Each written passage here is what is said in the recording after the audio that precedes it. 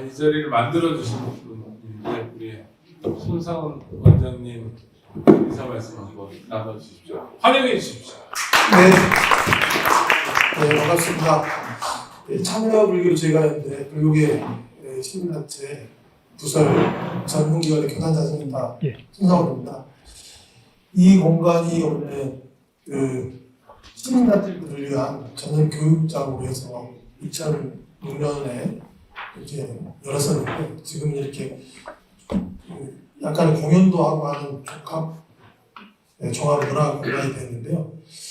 저희가 이 공간에서 인권연대 옥장님한테 제안을 드려서 이런 콘서트를 하게 된 이유는 저희가 너무 힘이 미약해서 저희 힘으로는 도저히 저처럼 자승, 종상 이런 분들하고 싸움을 하기 되게 어려워서 도움을 주겠습니다. 그래서 여러 가지 소문에 나온 여러 가지 이야기도 듣고 한번 서로 그야말로 연대를 해서 이런 어려운 문제를 어떻게 풀어갈 것인가 고민을 하기 위해서 이렇게 소중한 분들 모시고 이렇게 자리를 하겠습니다. 네, 감사합니다.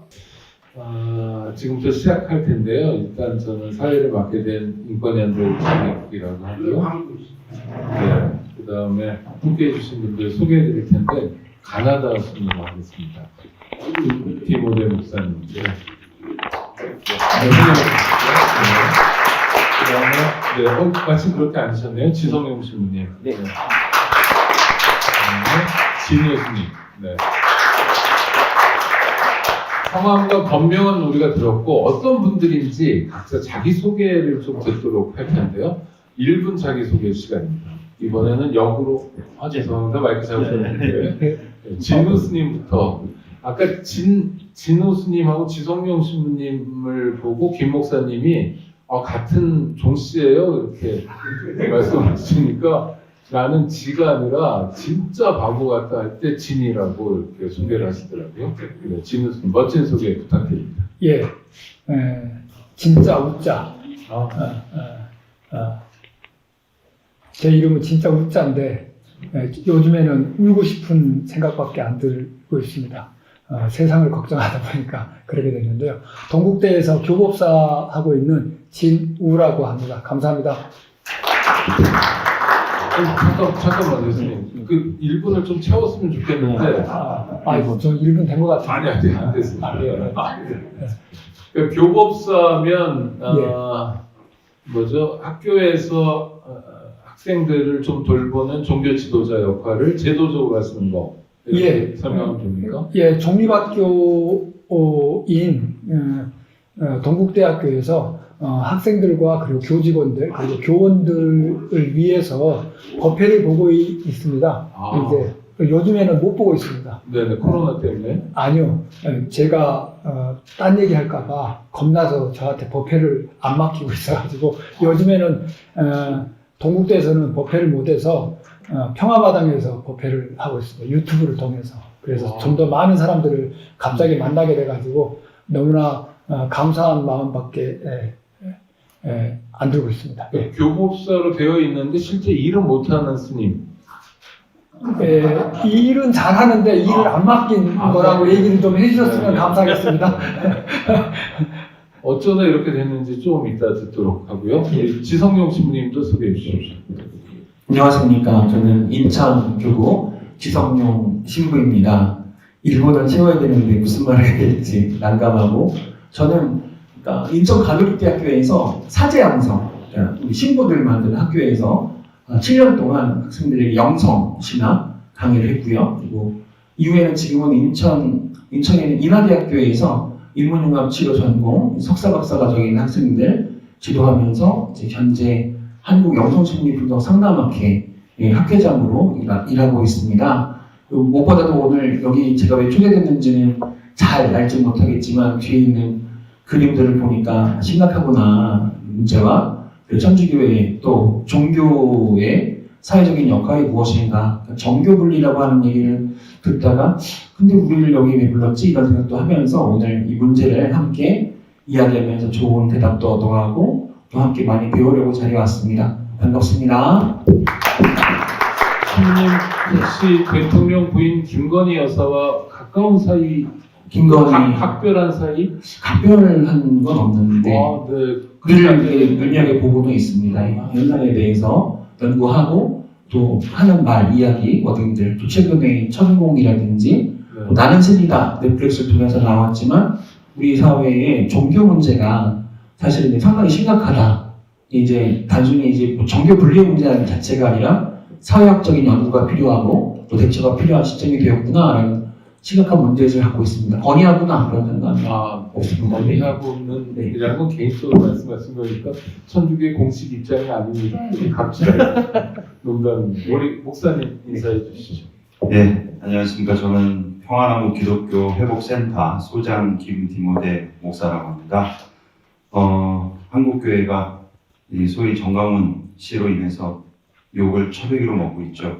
그래서 어느 집단이든 뭐 보수 세력이 있고 진보 세력이 있지만 최소한도로 우리 사회의 반사회적인 행태들을 통해서 병폐를 일으키고 있는 그런 집단들을 저희 내부 단속하고 그리고 자정 능력 회복을 위해서 열심히 기독교 회복을 위해서 저희 방향을 설정하고 일을 하고 있는 기독교 회복센터에서 소장을 맡아서 일을 하고 있습니다.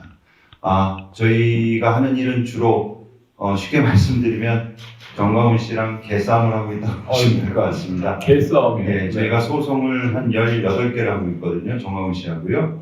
네, 입만 열면 신성 모독이고 막말이고 그리고 코로나 광화문에서 대환장 파티도 하고 방역법 어기는 건 뭐 기본이고 5.18 폄훼 발언도 하고 이런 것들이 우리 사회적 극우 세력에 또 커넥션이 있고 파장을 일으키고 있기 때문에 이런 일들을 시민단체 포지션에서 우리가 내부적으로 단속하고 자정능력 회복을 위해서도 이 세력과 싸워야 되지 않겠느냐. 그래서 저희 회복센터에서는 그런 일들 그리고 교회에 최근에 넷플릭스 JMS 그 이슈가 됐었죠. 네. 예. 그런 피해자들의 그 심리 상담 그리고 회복을 위해서 피해자분들을 지원하는 그런 이단 탈퇴자들, 사이비 종교 피해자들을 돕고 있는 일들을 하고 있습니다. 예. 네. 김민수님 아주 열심히 박수를 쳐주시는데 그럼 정강훈 씨를 고소를 하거나 고발을 하거나 하면서 문제 제기도 하신다는 거죠? 예, 저희가 이제 고발을 하고 있습니다. 몇 번 예. 하셨어요? 지금까지 저희가 횟수로 따지면 18개를 진행했습니다. 근데 예. 반응은 안 왔군요. 무고로 다시 뭐 고소한다든지 정강훈 씨가. 무고는 아니고요. 이제 저한테 최근에 저희 그 평안나무 그 이사장님이 김용민 목사님이신데 김용민 목사님하고 저를 정강훈 씨가 모욕죄로 명예훼손과 훼손될 명예가 있으시겠죠. 네. 그래서 모욕죄와 명예훼손으로 저희를 고소했다가 무혐의 처분받은 건이 있습니다. 가장 최근에. 예. 그러니까 일방적으로 문제 제기만 하는 게 아니라 전광환 씨 쪽에 문제 제기를 받고 있다. 예. 자, 세 분에게 동시에 한번 여쭤보려고 하는데요. 종교하고 정치가 유착되면 안 되는 거죠? 예. OX. 그렇습니까? 아닙니까? 오.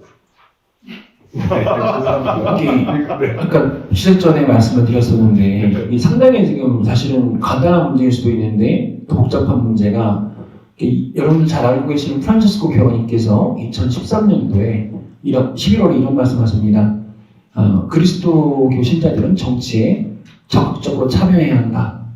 공동선을 위해서 정치에 참여하는 것이 올바른 신자들의 삶의 방향이다. 이런 말 하신단 말입니다.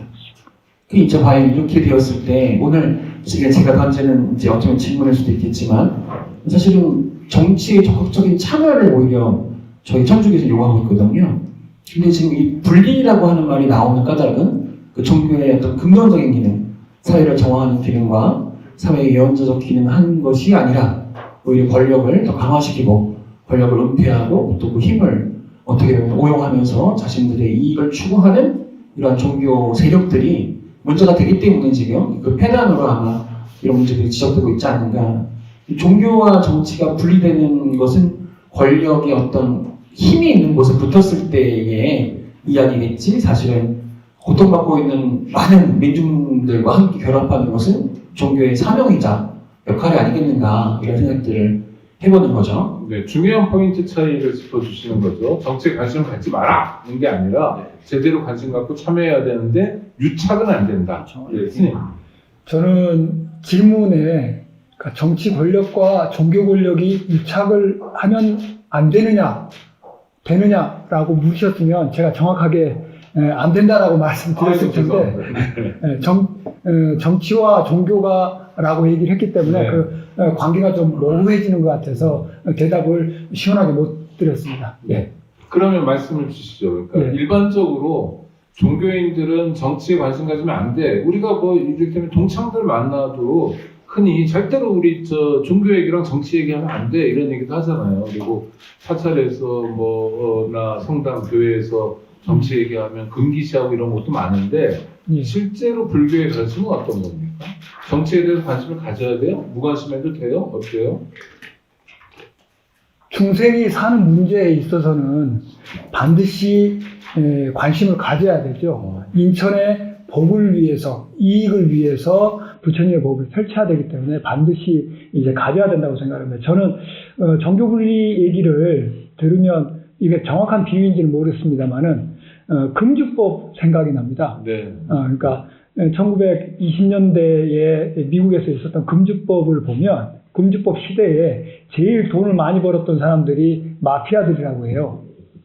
그러니까 금주법이라는 게 좋죠. 그런데 거기서 실질적으로 돈을 벌었고 더 크게 이렇게 세력을 불리면서 밀주를 해서 돈을 벌었던 세력이 이제 마피아인 것처럼 종교 분리라고 하는 캐치프레이즈를 걸고 실질적으로 종교 권력과 그리고 정치 권력이 야합을 해서 그 세력을 넓혀갔던 걸 보면 마피아들이 했던 짓하고 거의 비슷하거든요. 그래서 우리가 깨어있는 시민들이 그리고 깨어있는 정치인들이 세상의 정의를 위해서 한 목소리를 내는 것과 그리고 종교 권력자들 그리고 정치 권력자들이 야합을 해서 정치를 세상을 파탄내는 것은 구분을 해야 된다라고 좀 생각이 들어집니다. 네.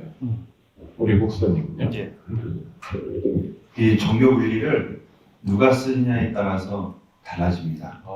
이게 제가 예전에 항상 하는 말 중에 하나가 옛날에 노예제도 찬성하는 애들도 성경 갖고 찬성했고요. 근거를요. 반대하는 사람들도 성경을 근거로 반대했습니다. 똑같은 성경 하나 가지고 어떤 사익적 목적을 위해서 신앙적 교리와 성경의 가르침을 하나의 도구로 수단으로 사용했습니다. 정교 분리를 지금까지 외쳐왔던 그 집단들은 민주화를 반대했던 세력들이 많습니다.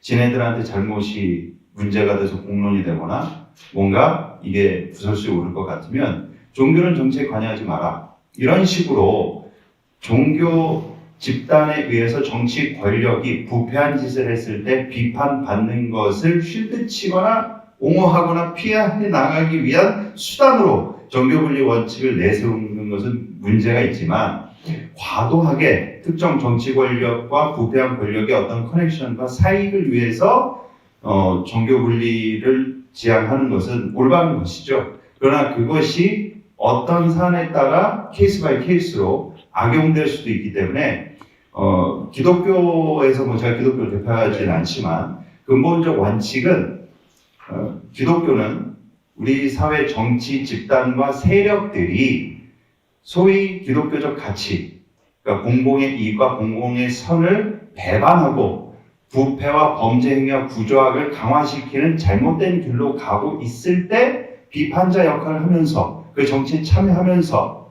투표 행위 권리를 주장하면서 그러한 문제들에 대해서 문제 제기하고 공론하고 비판하는 소위 선지자 예언자적 역할을 하는 것이 기독교적 포지션에서 정치 참여의 목적이다. 그리고 그런 이유가 타당화된다라고 말씀드리고 싶습니다. 그런데 이게 아니라 특정 권력층과 권력자들에게 빌붙어가지고 같이 상부상조한다든지 어떤 사익적 목적을 갖는 그러한 정치 참여는 해서는 안 된다. 그럴 때는 종교분리 원칙이 필요하다. 네, 그렇게 말씀드리고 싶습니다. 뭐 이를테면 차별금지법을 만들려면 국회에서 만들어야 되니까 예. 그런 걸 입법 촉구를 한다든지 예. 사용제 폐지는 국회에서 입법 결단을 해줘야만 가능하니까 네. 그런 정치 참여는 종단에서도 적극적으로 권하고 그러라는 거죠. 아니 이렇게 일반적인 예. 아니 왜냐면 정돈하고 갈 필요가 있을 것 같아서 예. 그런 참여는 적극적으로 해야 된다. 다만 우리가 짚는 거는 유착해서 뭐 이권을 나눠 먹는다든지 서로 부패를 감싸준다든지 내일을 점쳐본다든지 예. 이런 것들이 정교 분리로서 언급되는 거다. 뭐 이렇게 정리하면 되겠습니다. 신부님 이 말씀하시죠. 원론적으로 조금 이제 우리가 역사적인 사실을 통해서 한번 돌아보면은 네. 그 잘 알고 있는 카노사의 기록이라는 사건 기억하십니까? 이 옛날 세계사에서 세계사에서 막 시험 볼 때 네. 많이 이제 나왔잖아요. 사실 그 사건 이후에 일어난 일이 뭐냐면 교황이 그러니까 정치 권력과 종교 권력을 함께 갖게 된 거죠. 그럼 그 이후에 벌어진 일이 십자군 전쟁입니다. 그러니까 교권이 교회 권력이 정치 권력, 군대의 힘을 갖게 돼버리니까 전쟁이 일어난 거예요. 이 십자군 전쟁이 1209년부터 1228년까지 200여 년 동안에 유럽 인구의 반 가까이가 사망한 아주 끔찍한 전쟁이 돼버린 거죠. 이제 사실 이 사건이 정치와 종교가 결탁되었을 때, 같이 하나가 되었을 때 가져온 큰 폐단이었고요. 반면에 우리나라의 역사 안에서 1970년도에 지학순주교님이 구속된 이후에 정의구현 사제단이 결성이 되면서 그 서슬퍼런 박정희 군부 독재를 향해서 사제들이 목소리를 내면서 그러니까 가난한 사람들, 또 억압되고 있는 사람들, 노동자들의 인권, 그 당시의 사회 문제와 모순들을 고발하면서 우리 사회 민주화의 커다란 역할, 사회적인 역할들을 또 했다는 측면들이 있죠. 상당히 양가적인 겁니다. 이게 이 정치와 종교라고 하는 문제의 이 딜레마가 사실은 어느 부분에서는 틀림없이 결탁이 되어서 사회의 악과 또 어떤 인생의 파탄, 또 피폐를 만들기도 하지만 또 동시에 이렇게 썩어있는 세상에서 우리 디모데 목사님 말씀하신 것처럼 부정을 고발하고 또 불의를 고발하고 또 문제의식을 갖고 대중들을 일깨우고 하는 역할들을 했던 측면에서는 또 종교가 상당히 긍정적인 기여와 역할도 하게 되는 거죠. 이제 아까 말씀하신 것처럼 그 기능이 긍정적 기능과 부정적인 기능, 그러니까 사회를 지키는 어떤 보수적인 기능과 유지하는 기능과 예언적인 기능이라고 봤을 때 어떤 사회가 잘못된 방향으로 나가고 있고 어떤 큰 문제와 모순과 비리와 부조리로 향해 갈 때 종교인들은 그 문제를 날카롭게 지적하고 또 때로는 싸우고 예언자의 목소리를 내는 것이 종교의 어떤 역할일 것이고 또 반면에 지금 보면은 오늘 이제 뒤에 그림에 나와 있는 저분들의 역할이 사실은 종교를 멍들게 하고 또 종교인들을 상처받게 하고 또 민심을 또 황망하게 만들고 하는 부정적인 기능을 하고 있는 것이 아닌가. 그래서 지금 그것은 아마 케이스 바이 케이스 어떤 언어적으로 정의를 딱 이렇게 할 수는 없겠지만 이 역사 안에서 벌어진 수많은 이 사건들을 통해서 종교가 어디로 가야 되는가라고 하는 것에 대한 방향들은 우리가 충분히 역사적인 사실을 통해서 바라볼 수 있지 않겠는가라는 생각을 해봤습니다. 그러면 이제 저희 정교 유착을 하는 종교인들은 종교 권력자들인 경우가 많은데, 그렇죠? 뭐 가출간 스님이 뭐 정권하고 유착할 수는 없을 거 아니에요. 뭐 신부님, 목사님들도 마찬가지고. 그런데 종교 권력을 가질 정도면 그래도 성공하고, 저는 출가만으로도 성공이다 이런 생각이 드는데, 그런 분들이 굳이 왜 정치인들하고 유착하려고 그러죠? 그냥 예전에 어떤 스님은 뭐 나를 만나려면 뭐 고생하고 뭐 몇 배를 하고 오라고 뭐 이런 얘기도 많이 들었었는데, 그러니까 그분들이 이렇게 유착을 하려는 뭐 정치권의 요구는 알겠는데 종교인들의 요구는 뭡니까? 일단 우리 진우 스님부터. 너무 핵심의 질문을 해주셔가지고 아니 그러니까 먹고 살만한 분들이 왜 그러시나 뭐 이런 궁금증도 있는 거죠. 결국에는 돈이죠. 아 그렇습니까? 예. 그러니까 돈을 가지고 있음으로써 본인의 권세를 유지하기 위해서입니다.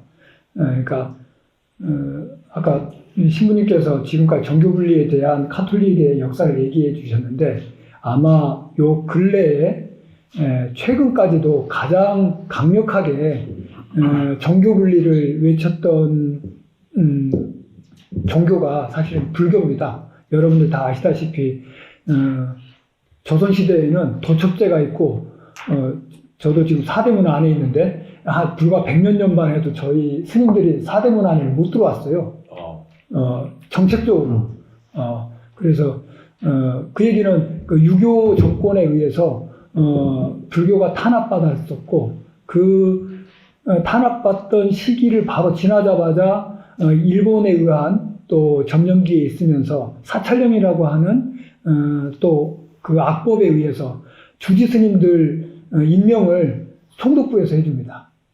그리고 그게 끝나고 나서 또 군부독재가 들어서면서 대한민국이 들어서고 물론 감리교 신자였던 이승만에 의해서 불교가 정화라는 미명하에 비구대처 간의 싸움 그리고 재판이 연속되면서 또 있었고 그리고 군부독재 하에서도 불교재산관리법에 의해서 우리가 또 우리의 재산이 또 관리되는 그래서 지금 최근까지도 가장 강력하게 불교자들을 외치면서 정교분리를 외쳤던 게 불교였어요.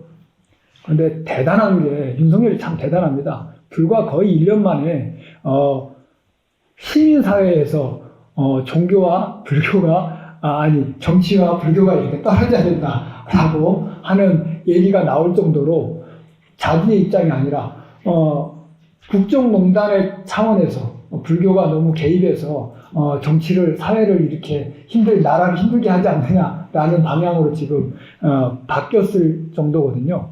이제 그런 방향을 본다고 하면 제가 생각할 때는 이 종교 분리에 대한 것이 시기에 따라서 신부님 말씀대로 케이스에 따라서 계속 이렇게 바뀌는 얘기라는 생각이 좀 들어집니다. 그럼 한번 쭉 가보죠. 뭐 일단 얘기가 나왔으니까 독대원인데 라면 예.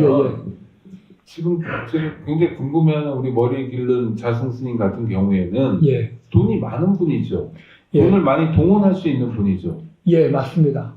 더 벌려고 하는 겁니까? 예, 그 부처님 말씀 중에서도 그나 한 입이 있으면 그 99개를 갖고 있는 부자한테 그걸 줘야 된다라고 얘기를 했습니다. 왜냐하면 그 사람이 제일 필요로 한다고.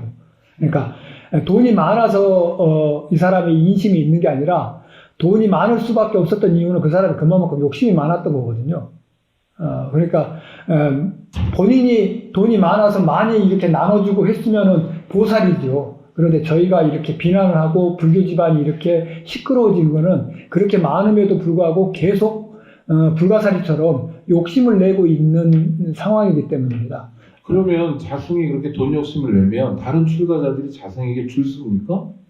예, 그러니까 그 이유가 이번에도 밝혀졌지만 그러니까 제가 아까 말씀드렸듯이 정권과 유착이 되면 불교 집안은 지금 아마 두 분께서 기독교나 카톨릭에서 굉장히 부러워하는 게 절집안에 그러니까 불교에 부러워하는 게 있어요. 그게 뭐냐면 예산이 굉장히 많이 불교 집안에 배정이 됩니다. 그 가장 큰 예산 중에 하나가 이제 문화재 보존을 위한 그리고 보수를 위한 그리고 관리를 위한 예산들이에요. 그런데 그 예산을 나눠줄 수 있는 권한을 이명박 때 총무원에 일임을 해줍니다.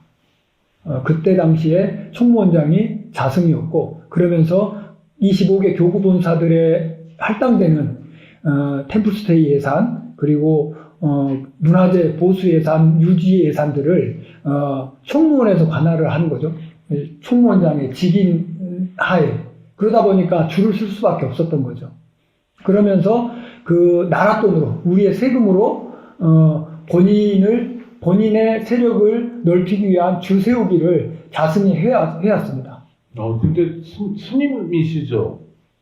그렇죠. 나 이렇게 보다시피 헤어스타일을 보면 그러니까 스님이시고 네. 조계종 소속 스님이시죠? 자승 스님을 물어보시는 건가요? 저를 물어보시는 진우 건가요? 스님이. 예. 그런데 그렇게 말씀하셔도 예. 안 괜찮다고 그러셨죠? 아까. 예, 조금 안 괜찮습니다. 오늘 또 호계원에 갔다 왔습니다. 이제 또 징계 중입니다. 징계 절차 중입니다. 예. 네, 그럼요. 네. 아니, 그리고 이렇게 고백을 하셔도 좋습니다. 천주교는 어떻고, 대신교는 어떻고. 예. 그 돈 때문도 있지만 이제 돈을 이제 빼면 다른 이유는 또 뭘까 했을 때 정치 권력을 자신의 의지에 따라 좌지우지할 수 있던 일종의 자신감, 그 권력을 향유하는 맛을 봤기 때문이라고 말씀드리고 싶습니다. 왜냐하면 지난 대선 때 이재명 후보가 0.7 로 졌죠. 그게 24만 표라고 하더라고요. 자, 근데 신천지 신도가 30만이고요. 통일교 신도가 50만입니다. 그때 지난 대선 때 저희 그 기독교회복센터 평안안무에서 이만희 총회장하고 그 신천지 청년회장을 공직선거법 위반 혐의로 저희가 고발을 한 적이 있습니다. 그게 뭐였냐면요. 내부 폭로가 있었어요. 신천지 이만희 총회장이 그 당시에 내가 감옥에서 이렇게 빨리 나올 수 있었던 것은 윤석열 검찰총장이 도와준 것 때문이다. 그러니까 우리가 은혜를 갚아야 되지 않겠느냐 해서 신천지나 또한 정광훈 씨도 마찬가지입니다. 국민의힘 당원 가입을 해요. 그래가지고 자신들한 이해관계에 따라서 특정 후보를 경선에서 밀어줍니다. 그래서 이걸 갖다가 홍준표 당시 지금 대구시장님이시죠? 그분이 신천지가 개입해가지고 내가 떨어지고 윤석열 했다라고 읍수한 인터뷰 영상까지 있습니다. 그러면 보십시오. 지금 0.7, 24만 표인데 이런 종교 사이비 특수 집단들은 교주가 누구 뽑으라고 하면 몰표를 줘버려요. 그러니까 제가 봤을 땐 지금 일종의 자신감이 있습니다. 이 집단들이 이런 종교 교주나 이런 목사나 정광훈 씨도 마찬가지죠. 정광훈 씨 이름으로 추천을 받은 국민의힘 당원 가입서가 수천 개가 들어왔다는 언론 보도가 있습니다. 그러니까 이런 어떤 특정 정치 후보에 대한 공천서부터 어떤 당대표 최고위원 선거에 이 교주 역할을 하고 있고 우두머리 역할을 하고 있는 사람들이 자신을 추종하는 교인들이나 신도들을 당원 가입을 지시해서 어떤 정치적 캐스팅보드 역할을 할 수 있는 영향력을 행사하고 있거든요. 점입가경인 것 같은데 그러면요 목사님 그 국민의힘의 새 지도부가 됐던 김재원 씨 최고위원이 됐죠. 정광훈 목사를 찾아가서 뭐 굉장히 용비어천거식으로 했던 건 다 연원이 있는 거네요. 그 커넥션이 예전부터 아주 오래됐습니다. 뭐 그냥 인터넷 검색만 해보셔도 과거에 국민의힘 그 정치인 출신 그 정치인들이 정광훈 씨 집회 가가지고 연단에서 홍준표 그 대구시장도 정광훈 씨 연단에 가서 발언을 했었어요. 다 거쳐갔습니다. 그러니까 저 세력한테 잘 보이거나 뭔가 이렇게 찍히면 안 된다. 찍히면 안 된다. 그런 게 있는 것이죠. 그리고 그거를 정치인들도 알고 그 집단도 압니다. 서로가 알아요. 그래서 서로 어떤 그 기득권 유지를 위해 사익에 따라 서로 이렇게 커넥션이 있는 관계인 거죠. 그래서 그런 하나의 돈도 있겠지만 그런 하나의 정치적 저런 거물, 대통령, 당대표, 최고위원들이 나의 어떠한 영향력권 아에 와서 머리를 숙이거나 이런 행위를 하는 거기서 일종의 희열을 느낀다. 그런 지점이 또 있지 않나. 불과 3년 전에 여러분 기억하실지 모르겠지만 3년 전에 대구에 신천지발 코로나가 퍼졌을 때 확산됐을 때 난리가 났었죠. 그때 신천지 이만희 총회장이 전 국민 보는 앞에서 기자회견 열고 엎드려가지고 사죄했습니다. 그런데 지금 이만희 총회장 대놓고 언론 인터뷰도 하고 대구가 또 대구입니다. 그 홍준표 시장이 있는 그 대구에서 스타디움 빌려가지고 10만 명 수료식을 아주 성대하게 치렀습니다. 그러니까 정권이 바뀌고 뭔가 이해관계가 있으면 이렇게 특정 종교 집단이 정치권과 영향력을 행사하면서 봐라 지금 제 생각에는요 윤석열 후보를 그 당시에 밀어줬던 종교 집단들은 다들 정광훈 씨를 비롯해서 자기 때문에 당선됐다라고 생각하고 있을 거예요. 왜냐 24만 표의 영향력을 줄 수 있는 교인 숫자나 그걸 동원할 수 있는 영향력이 자신들한테 있으니까. 그래서 분명히 그걸 밀어준 만큼 그거에 대한 것을 뽑아먹으려고 하겠죠. 그 지점을 저희가 본다면 어떤 유착관계를 좀 더 예의주시하고 살펴보시지 않을까 싶습니다. 심각하네요. 돈도 있고 또 권력도 있고. 네. 신부님, 그 천공이라는 사람이 뒤에 얼굴도 있고 그런데 저 하얀 뭐 도포를 입고 있고 수염을 이렇게 기르고 근데 유튜브에 나와서 얘기하는 거 보면 정말 유치하거든요. 죄송합니다, 천공 씨한테는. 근데 그러니까 논리도 안 맞고 그냥 이러는데 또 비록 소수지만 따르는 사람이 있고 따르는 사람 중에는 아니었으면 좋겠지만 뭐 대통령이나 그의 부인도 있다는데 그 비결이 뭔가요? 그걸 다 분석은 할 수 없겠지만 인간이 가지고 있는 마음 가운데 사실은 불안이라고 하는 그림자를 지울 수는 없잖아요. 사실 이 천공을 비롯한 많은 사회 종교가 가지고 있는 핵심적인 로직은 인간의 불안한 마음들을 자극하고 아까 말씀하셨듯이 그가 원하는 대답들을 주는 거죠. 또 왜냐면 사람들은 항상 선택의 혼란에 빠지거든요. 이걸 이렇게 할까 저렇게 할까라고 하는 혼란이 있는데 그들이 이야기하는 것은 거의 50%죠. 이렇게 해야 된다. 근데 그게 맞을 수 있는 확률은 50%지 않습니까? 했을 때에 그들에게 어떤 자신의 판단의 혼란들을 그들에게 맡기는 또 그게 또 맞았을 때는 또 거기에 대해서 또 확신하게 되고 이게 사실 가만히 보면은 이 종교 너무 커지는데 종교 중독 현상의 하나라고 볼 수가 있는데 이 천공 문제는 제가 뭐 지금 말씀하신 거에 대해서 저는 그러니까 처음에 저한테 질문해서 우리들에게 질문했던 종교와 정치, 종교인들이 여유가 많이 있는데도 불구하고 왜 권력을 지향하고 있는가라고 하는 문제를 계속 정리하고 있었거든요. 그거 말씀드리고 지금 그 부분을 연결해 볼게요. 실제로 2008년 기억하실지 모르겠는데요. 이명박 대통령이 소고기 파동으로 저 산 위에 올라가서 눈물을 흘렸다는 얘기 기억하시죠? 그때가 제가 볼 때는 기점이었다라고 바라보는 것은 사실 이전에 노무현 정부가 참여정부가 마무리가 되면서 이 보수에서 가장 힘들었던 지점들은 깨어있는 시민들의 조직된 힘이 계속 커지고 있는데 이러다가는 권력을 유지하거나 운영해 나가는데 커다란 어려움들을 느끼게 된 겁니다. 그래서 이제 여기에서 어떻게 보수들을 결집할 수 있을까? 아무리 뒤져봐도 사람들이 모이는 곳은 교회나 불교, 종교 집단밖에 없는 겁니다.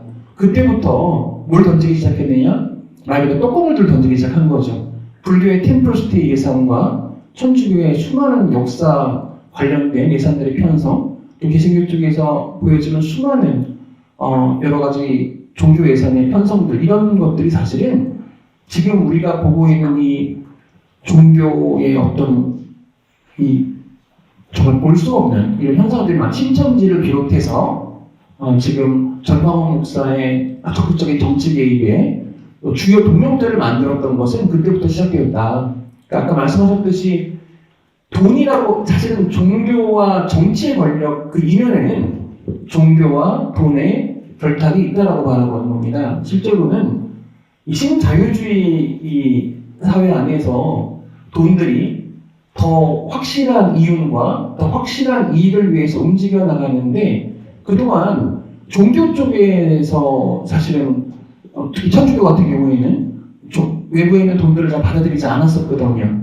그런데 어느 순간부터 이 자본이 교회 안으로 들어와가지고 세례를 받기 시작한 거죠. 그 이후부터 수많은 개발 사업들과 또 성당 건축 사업들, 수많은 개발 사업들의 자본들이 들어오기 시작하면서 말 그대로 이제 자본의 논리가 종교 안에서 움직이기 시작을 한 겁니다. 아니, 하나 여쭤볼게요. 그러면 이를테면 최근에 교황 왔을 때 교황이 방문하기도 했던 서소문, 거기를 이제 천주교 성지로 개발했잖아요. 그것도 이제 다른 종단에서 좀 폭력적이다 이렇게 얘기하시는 분도 있어요. 왜냐하면 거기서 사형 집행을 하면 천주교 신자만 돌아간 건 아니고 다른 분들도 있는데 하여튼간에 그 개발을 하는 걸 정부 예산으로 했다는 얘기입니까? 이를테면?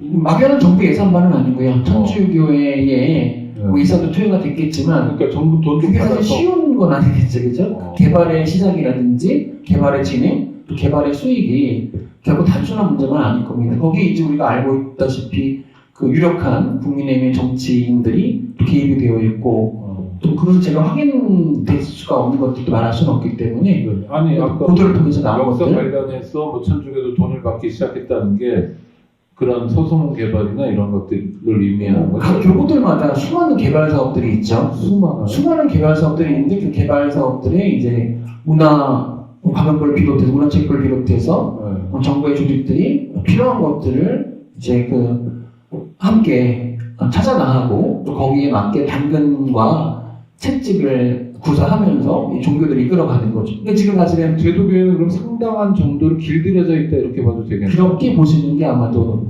상당히 길들여져 있는 거죠. 그러니까 발언하기가 어렵지 않습니까? 이전에는 사회적인 문제나 사안이 있을 때 천주교 사제들도 물론 요즘에 이제 상당히 적극적인 발언하고 있지만 이전에 세월호 문제 이후부터 상당히 많은 국면 동안에 사제들의 발언들이 사실은 좀 자유롭지 못하고 이전과 같지 못했던 것들은 사실은 교구 차원에서의 여러 가지 억압이라든지 발언을 이제 금지하는 여러 가지 행위들이 있었기 때문에 사실은 적극적인 사회적인 참여와 발언들이 어려웠던 것도 사실이죠.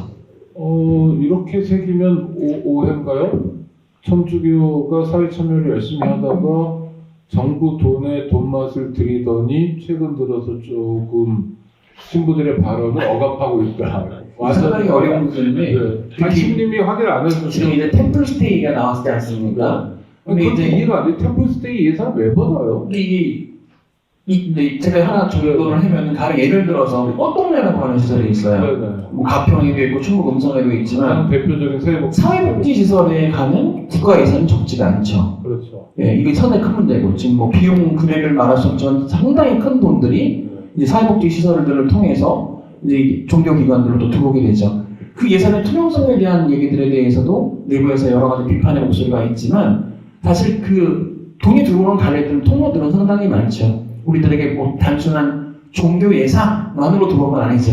네. 사회복지를 비롯해 왜냐면은 종교기관들이 대학을 운영하지 않습니까?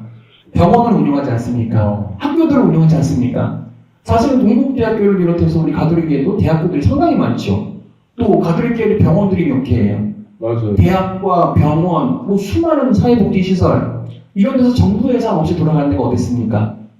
사실 이것들이 다 긴밀하게 유착이 되어 있기 때문에 이 종교가 끊임없이 정치 권력에 어떻게 보면은 협력을 해야 되고 사실 불편한 얘기를 하게 되면은 그 예산에 상당한 변동들이 생기기 때문에 적극적인 사회 참여나 발언들을 오히려 이 지도부에서 정돈하거나 또 그 문제 가령 이번에 최근에 그 대전되고 있는 모 신부가 그죠? 그 비나이다 이런 얘기 하고 나서 바로 정직이 갔잖아요. 그죠? 근데 아니 예전 같으면 이 정도 비용, 이 정도 얘기를 가지고 정직이라고 하는 것은 사실 쉬운 게 아니거든요.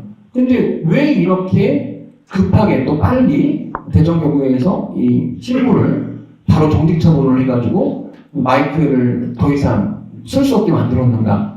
이건 이제 뒤에서 여러 가지 얘기들이 있겠지만 여기에도 틀림없이 뭔가 정부 조직의 개입이 있지 않겠는가라고 하는 예상을 하게 되는 거죠. 그러면 목사님, 예. 중앙집권화된 천주교나 불교는 돈이 들어오기 쉽다 치고 예. 개신교는 개교회니까 좀 어려운 거 아니에요? 제가 잘 몰라서. 예. 여기도 이제 돈에 많이 오염돼 있습니까?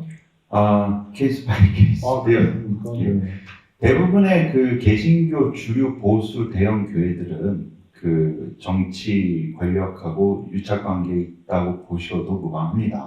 예. 일정한 규모가 넘으면요. 예, 그렇습니다. 왜냐하면 클수록 돈이 많고 돈이 많으면 또 부패한 게 많기 때문에 그리고 또 정치인 입장에서는 그 담임 목사님한테 잘 보이면 그 담임 목사님이 그 정치인이나 그 특정 정당을 밀어주거나 좀 그쪽에 힘을 실어줘야 되지 않겠냐라는 방향으로 또 이렇게 내부 분위기를 조성하면은 투표에 유리하거든요.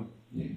이제 그런 오래된 유착 관계가 저는 뭐 이게 너무 좀 멀리 가는 얘기일 수도 있지만 일제시대부터 한국 개신교계는 물론 독립운동에 투신하신 훌륭한 분들도 많지만 동시에 친일에 앞장서고 악질 친일 짓을 일삼았던 목회자들, 신학교 교수들도 수두룩합니다.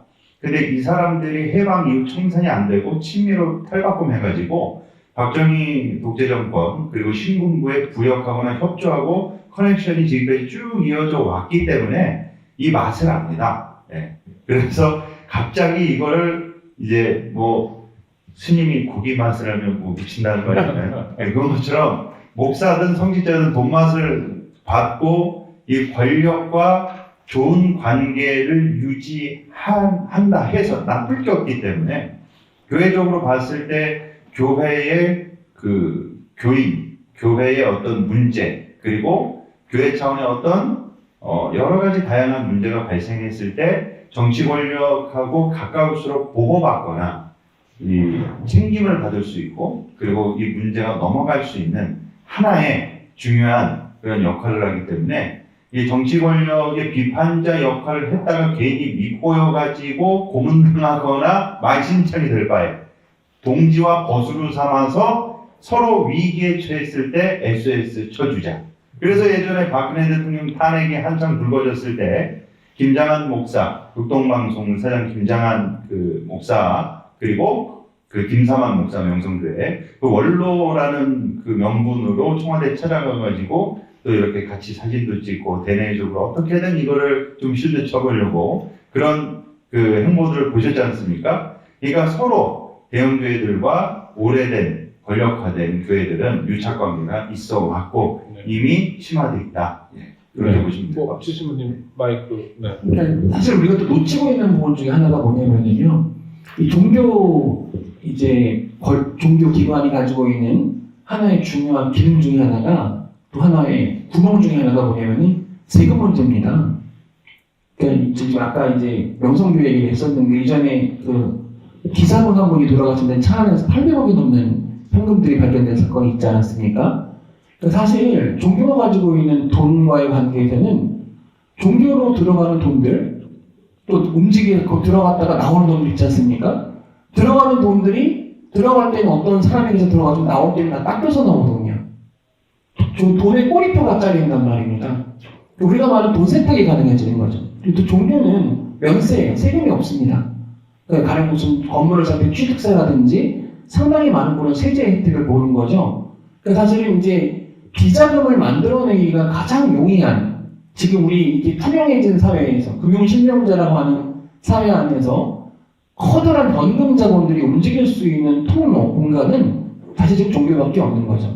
근데 정치인들이 이러한 종교가 가지고 있는 세제의 문제라든지 또 현금의 움직임, 또 돈의 꼬리표를 잘라낼 수 있다고 하는 이점을 적극 활용하면서 대형교회의 성장과 이 종교인들의 결단이라고 하는 문제는 틀림없이 연구를 하게 되면 엄청난 경험치들과 자료들이 쏟아져 나올 것인데 사실 잘못 건드려 놓으면 이제 큰 문제가 되니까 예전에 아마 여기 제 기억으로 종교 투명성 센터라고 하는 운영이 됐던 걸 기억하는데 그때에도 연구로 상당히 많은 데이터들을 이제 내왔습니다. 저도 면밀하게 한번 검토를 한 적이 있었는데 그 외에도 불교뿐만 아니라 천주교 개신교에 움직이는 이 돈들이 움직이고 요즘 같은 경우에는 사실은 또 뭐라고 그러죠? 연말에 정산 같은 걸 해주면서 끊어주긴 하더라도 그거 연말 정산 해주지 않고도 들어오는 돈들은 그 돈의 현금 규모는 사실 작지 않거든요. 그래서 종교인들과 정치인들의 결탁에는 물론 권력에 대한 여러 가지 향후, 심리적으로 내가 뭔가를 지배하고 있다고 여러 가지 있지만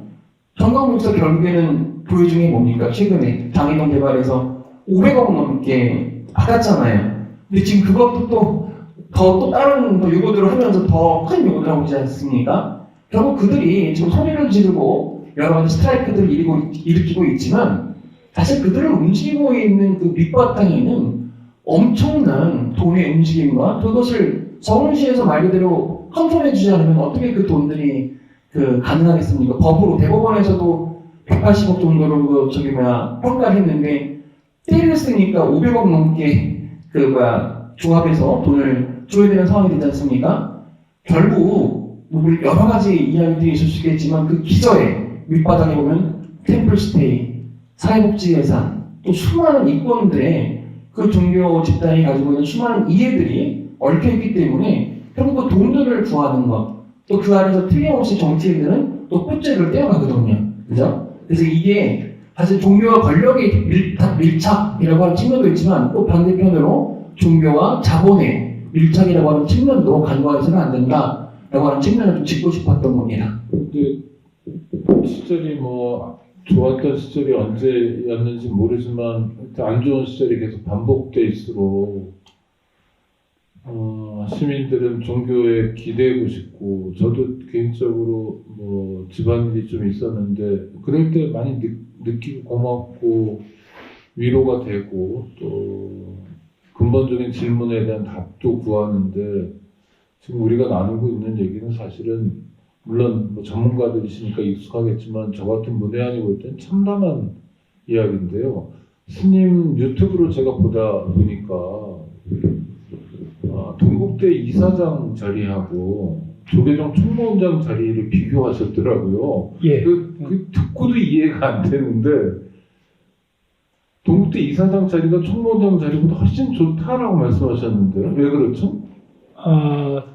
정확하게 말씀드리면 큰 스님들께서 총장 할래, 총무원장 할래, 동국대 이사장 할래라고 했을 때 동국대 이사장을 더 하고 싶어 하셨다라고 제가 말씀을 드린 거였습니다. 그것은 조계종에서 1년에 그 집행하는 예산보다 동국대 예산이 훨씬 더 크기 때문이고 그 동국대 예산보다 부럽지만 훨씬 더 많은 데가 카톨릭과 성모병원이기도 합니다. 이제 그리고 그거보다 더 큰 게 기독교계 사학들이죠. 그래서 카톨릭, 기독교, 불교가 싸우는 것 같지만 한 마음 한 목소리를 냈던 적이 있습니다. 사학법 개정할 때. 예. 그때는 절대 용서를 안 합니다. 그래서 모든 부분에는 아까 말씀드렸듯이 권력에 따른 그 돈의 집행력들이 있고 그리고 그 돈의 집행력이라고 하는 건 사실 인사권도 이제 같이 가잖아요.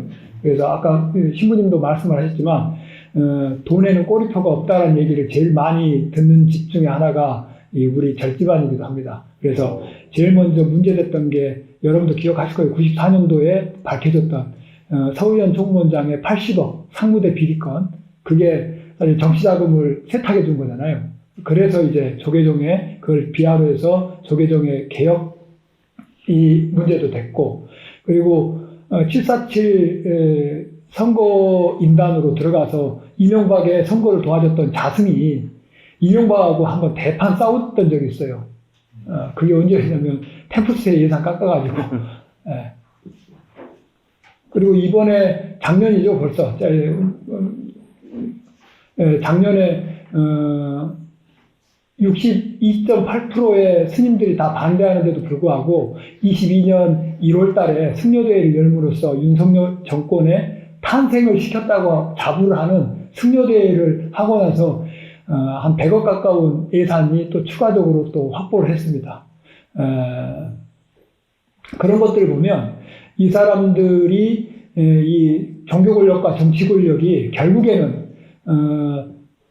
선거라는 판에서 표를 몰아줌으로 인해서 그리고 분위기를 이렇게 전환시켜주는 것으로 인해서 그 국가 예산을 어떻게 확보해 나가는지가 눈에 뻔히 보이고 또 하나는 아까 신부님께서도 얘기하셨고 목사님도 얘기를 하셨지만 종교인들이 갖고 있는 특수성이 있어요. 그건 이제 남들이 정치인들이 그리고 일반 경제인들이 풀어주지 못하는 감성적인 부분들을 훨씬 순화시켜 줄 수 있다는 겁니다. 그것 중에 대표적인 게 벌써 한참 오래됐네요. 이런 비유를 들기조차도 너무나 죄송한데 세월호 사건이 있고 난 뒤에 얼마 안 있다가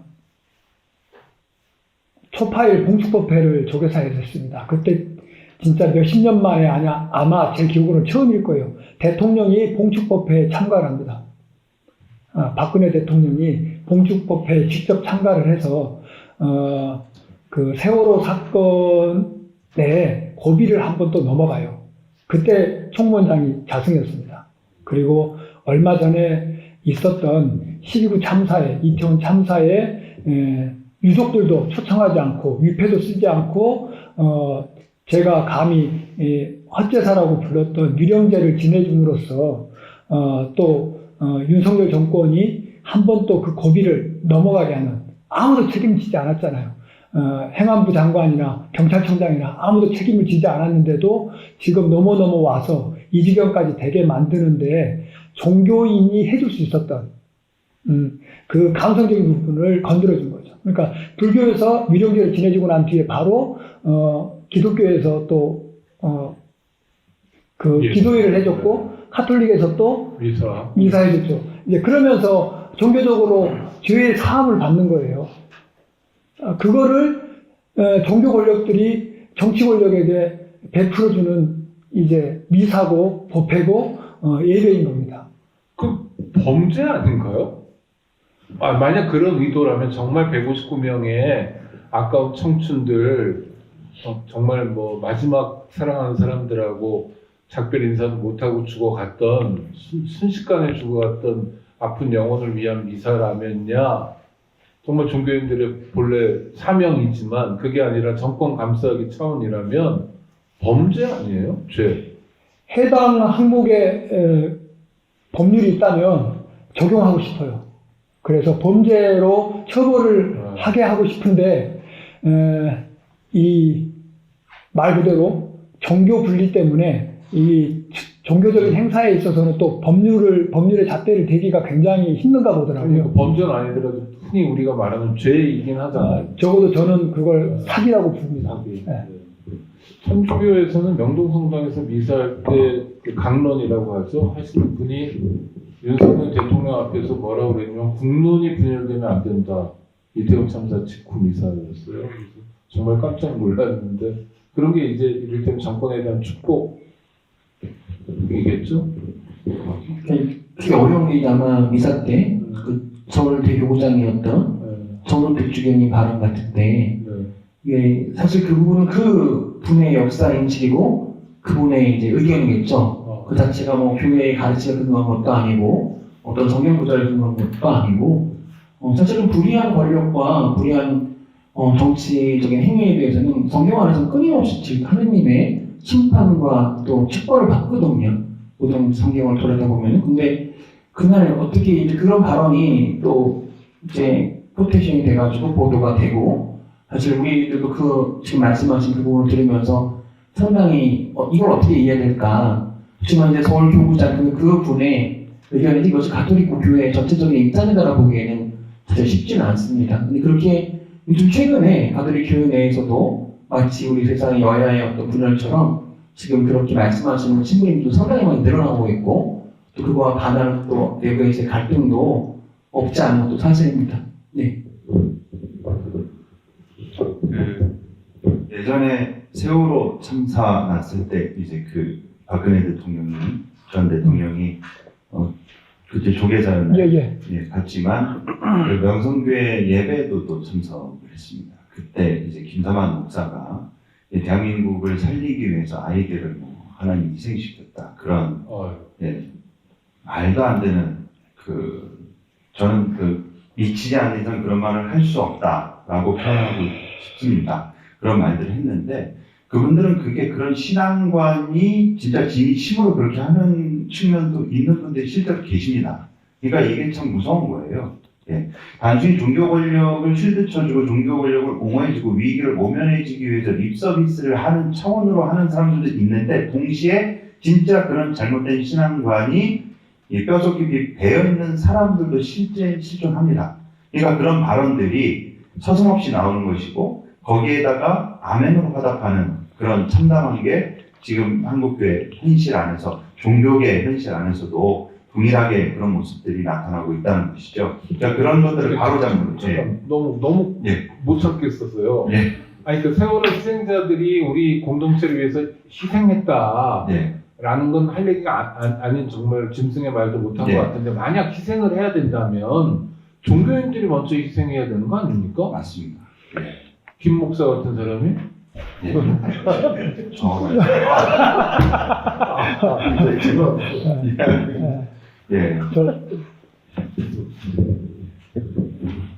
그래서 두 분께서 좀 불편하실 수도 있겠지만 제가 굉장히 기분 나쁜 얘기를 하나 해야 되겠습니다. 저번 주가 부활절 주간이었죠. 부활절 주간에 윤석열 대통령이 영락교회에 가서 모든 한국의 헌법 체계와 법 체계가 성경에서 나왔다라고 얘기를 했습니다. 지난 크리스마스 때도 얘기를 했고요. 그러면 우리 불교 집안에서 난리를 죽여야 됐습니다. 왜냐하면 불과 1년 전에 문재인 대통령이 그 폐사지, 그것도 이제 한 5, 60년 된 폐자소에 가서 그 주춧돌에 앉았다가 불교 폄훼다라고 이제 두들겨 맞은 걸 생각한다고 하면 온 불교 언론이나 그리고 종회의원들, 본사 주지들이 나서서 종교 분리에 위배된 발언을 했다라고 강력히 항의를 해야 되는데 아무도 얘기를 안 했습니다. 그런데 저는 진짜 기분 나쁜 건 진짜 나쁜 됐다고 얘기를 하는 건 부활절 주간이기도 했지만 4.3 주간이기도 했습니다. 영락교회가 어떤 것입니까? 서북청년단을 만들었던 한경림 목사가 있던 그곳이었고, 그곳에 있던 서북청년단이 4.3에 가서, 제주도에 가서 4.3에 그 만행을 저질렀던 곳에 가서 부활절 주간에 예배를 참가를 해서 그 메시지를 준다는 것 자체가 저는 정치 권력이 어떻게 종교를 이용하는지를 뻔히 보여주는 거죠. 그러니까 나는 이렇게 한국 기독교의 그리고 우파의 성지인 영락교회에서 이런 발언을 해. 그리고 나의 정체성은 기독교하고 떼놓을 수가 없어. 그러니까 나를 지원해줘야 돼. 라는 선언으로 들었어요. 일종의 골라서 간 거군요. 쇼핑하듯이. 예, 그래서 저는 굉장히 악의적이라고 생각이 들어집니다. 그러니까 다른 것도 아니고 4.3 주간에 물론 부활절에 교회 가는 것 그리고 성당 가는 것 너무나 당연하게 받아들일 정도의 일이긴 하죠. 근데 왜 그곳이 4.3과 연관되어 있는 영락교회라는 거예요. 그거는 저는 태호와 같은 사람들이 헛소리를 하는 것을 지지해주기 위한 대통령의 행보였다고 생각을 해요. 그래서 저는 악의적이라고 생각이 들어집니다. 극단적 이념을 동원해서 지지층을 결집시키기 위한 예, 거구나. 내년 4월달이 되면 우리가 또 하나 치러야 되는 선거가 있잖아요. 거기에서 아스팔트 우파 그리고 기독교의 우파들을 결성시키려면 벌써부터 그런 이론전을 이데올로기전을 저는 해야 되는 것이라고 생각을 하는 사람들이기 때문에 그랬다고 생각이 들어집니다. 근데 스님 말씀 중에 두 분이 불편해할 얘기가 어디 있었습니까? 저는 부활절이다. 그죠. 하여튼 맞는 말씀이셨어요. 제가 항상 하는 얘기지만 부활절날 왜 계란을 삶는 거예요? 그러니까 이제 우리 국장 선생님께서 말씀하셨던 부분들 이제 좀 돌아가서 드리고자 하는 거는 저희가 여기서 가져야 될 문제의식은 신천지, 또 정강훈, 또 천몽을 비롯해서 정말 말도 안 되는 또 나는 신이다에서 보셨겠지만 JMS라든지 아가동산 거기 보이는 수많은 이제 자유의 종교들이 사실은 지금 상당히 확산되고 있고 강화되고 있고 정말 우리들이 갖고 있는 기본적인 이성으로 이해할 수 없는 장면들이 너무나 많거든요. 일반인들, 우리가 일반 시민들이 이해할 수 없는 전정환 목사의 여러 발언이라든지 또 신천지에 3년 전에 대구에서 벌어졌던 그 사건들이라든지 또 이 나는 신이다라고 하는 여기 보여졌던 이 수많은 이해할 수 없는 일들이 과연 어떻게 가능한 것인가? 사실 이게 아까 또 물어보셨던 부분이고 그럼 이렇게 이런 이해할 수 없는 일들이 지금 끊임없이 강화가 되고 우리 사회를 건전하지 못하게 지금 끌고 가고 있고 또 말 그대로 천공이라고 하는 사람과 또 뭐 건진 목사를 비롯한 이런 잘못된 종교가 정치에 아주 적극적으로 개입을 하고 있고 국가 권력을 말 그대로 좀 말 통제하는 단위까지 가고 있는 이런 현상을 우리가 어떻게 이해하고 어떻게 바라보고 어떻게 해석하고 또 이 문제를 어떻게 극복해 나갈 것인가라고 하는 게 사실은 오늘 이 자리의 어떤 근본적인 취지가 아닐까라는 생각을 하거든요.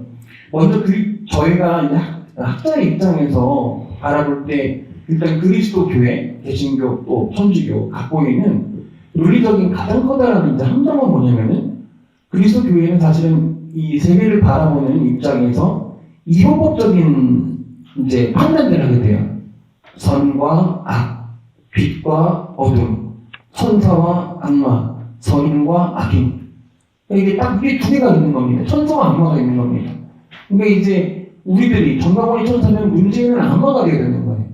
너무나 쉬운 거죠. 이론적인 논리로 한쪽을 적대화시키기에 너무나 좋은 어떤 논리적 구조를 사실은 공급하고 있는 겁니다. 근데 그 성경의 여러 말씀들이라든지 그런 논리적 구조를 적극적으로 활용해서 반대쪽에 있는 정치적인 세력들을 결집하는 오히려 성경이나 종교적인 여러 가지 부분들을 자기들의 어떤 목적을 위해서 사용하면서 사실은 심각한 조직적인 지속적인 가스라이팅들을 하고 있는 거죠. 사실 그 안에 인간이 가지고 있는 내면의 나약한 마음들이 그 종교에 중독되게 되고 현대사회가 사실 상당히 피곤하거든요. 우리나라 같은 경우에 지금 자살률과 자살 증가율이 지금 전 세계 1위예요. 그럼 사회적인 스트레스가 상당히 많다는 거거든요. 그러니까 우리가 사실은 이성적인 판단하는 사람들이 우리 주변에 많이 있지만 사실 여기를 벗어나면 여기 오신 분들은 사실은 상당히 이성적인 분이시기 때문에 지금 우리가 하는 얘기들이 먹혀 들어가고 듣지만 사실 상당히 많은 사람들이 불안과 우울과 분노에 휩싸여서 자기 문제를 해결하지 못하고 현실을 있는 그대로 직시하지 못하는 너무나 많은 사람들이 있다는 거예요. 그러니까 우리가 말하는 자살률과 자살 증가율만 보더라도 우리 사회의 이 피로도가 상당히 높습니다. 근데 그 문제들을 해결할 수 있는 곳이 없어요. 여기 종교등록 상담소라고 하고 이제 열심히 일하고 계시지만 우리가 어떤 상담을 통해서라든지 국가 어떤 권력이 개입해서라든지 그러한 지금 말 그대로 상처받고 지쳐있고 심리적으로 정서적으로 불안한 많은 사람들을 어떻게 말 그대로 관리하거나 또 그들을 도와줄 수 있는 어떤 사회적인 장치가 없는 겁니다. 그러니까 그들이 다 어디로 가느냐? 다 이러한 종교로 가는 거예요. 근데 잘못된 종교들은, 사회 종교들은 뭘 잘하냐면은 친밀성, 인티머시를 상당히 강화합니다. 그러니까 너무 친절하게 대해주는 거예요. 그 사람을 인정해주고 그 사람에게 필요한 것들을 자꾸 피드하는 거죠. 그러니까 너무나 쉽게 그 사회 종교에 편입되게 되고 그 안에서 교육을 받고 세뇌되고 강화되면서 말 그대로 그들이 군사가 돼버리는 겁니다. 이게 사실은 더 근본적으로 우리 사회가 가지고 있는 근본적인 불안과 또 우울과 또 분노의 어떤 이 에너지들을 그 사이비 종교인들이 너무나 잘 이해하고 그들을 모아내고 그들에게 필요한 것들을 적절하게 주면서 내부로 편입시켜서 자기 세력화시키고 있는 이런 메커니즘을 끊어내지 못한다고 하면은 이 사이비 종교와 이들의 어떤 지금 이런 광란의 움직임들을 차단할 수 있는 그런 동력들을 만들기 힘들 것이다. 그래서 근본적인 어떤 치유의 방향과 어떤 사회 구조의 변화를 위해서 우리가 뭔가 종교인들이 함께 먼저 연구하고 또 어떤 공동의 행동들을 해야 되지 않을까라고 하는 생각들을 하게 되는 겁니다.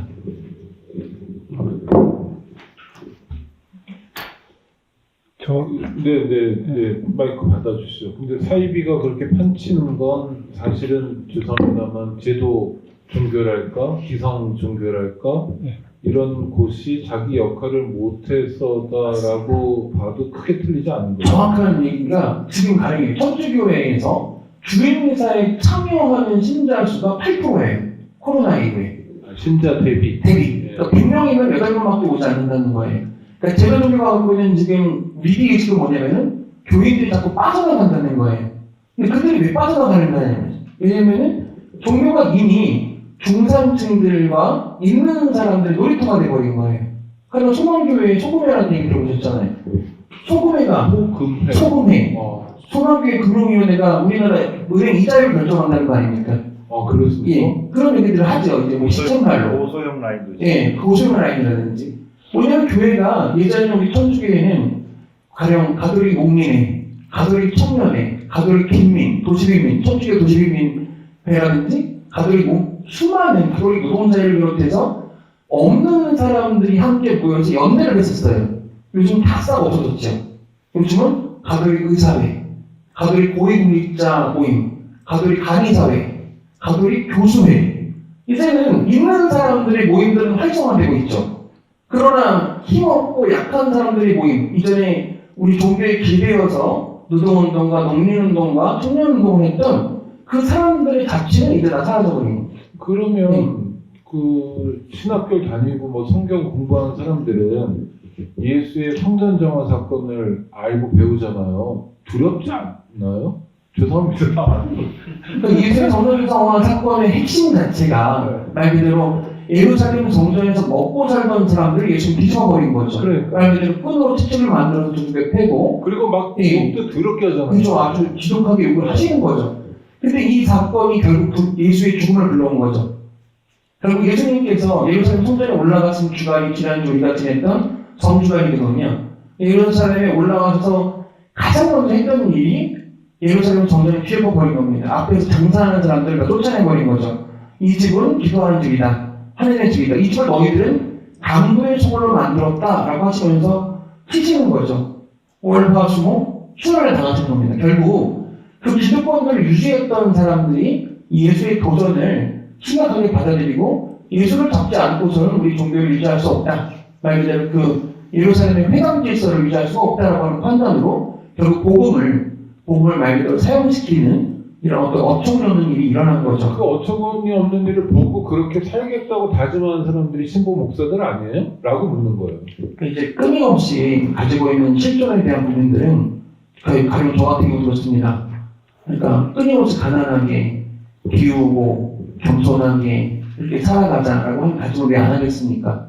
그러나 비우면서도 또 사람은 가지고 친고자 하는 마음들이 생길 수가 없죠. 친절하게 또 온순하게 살아가야 된다는 마음과 다짐을 하지만 일상의 삶이 언제나 친절하거나 온순하지도 못하죠.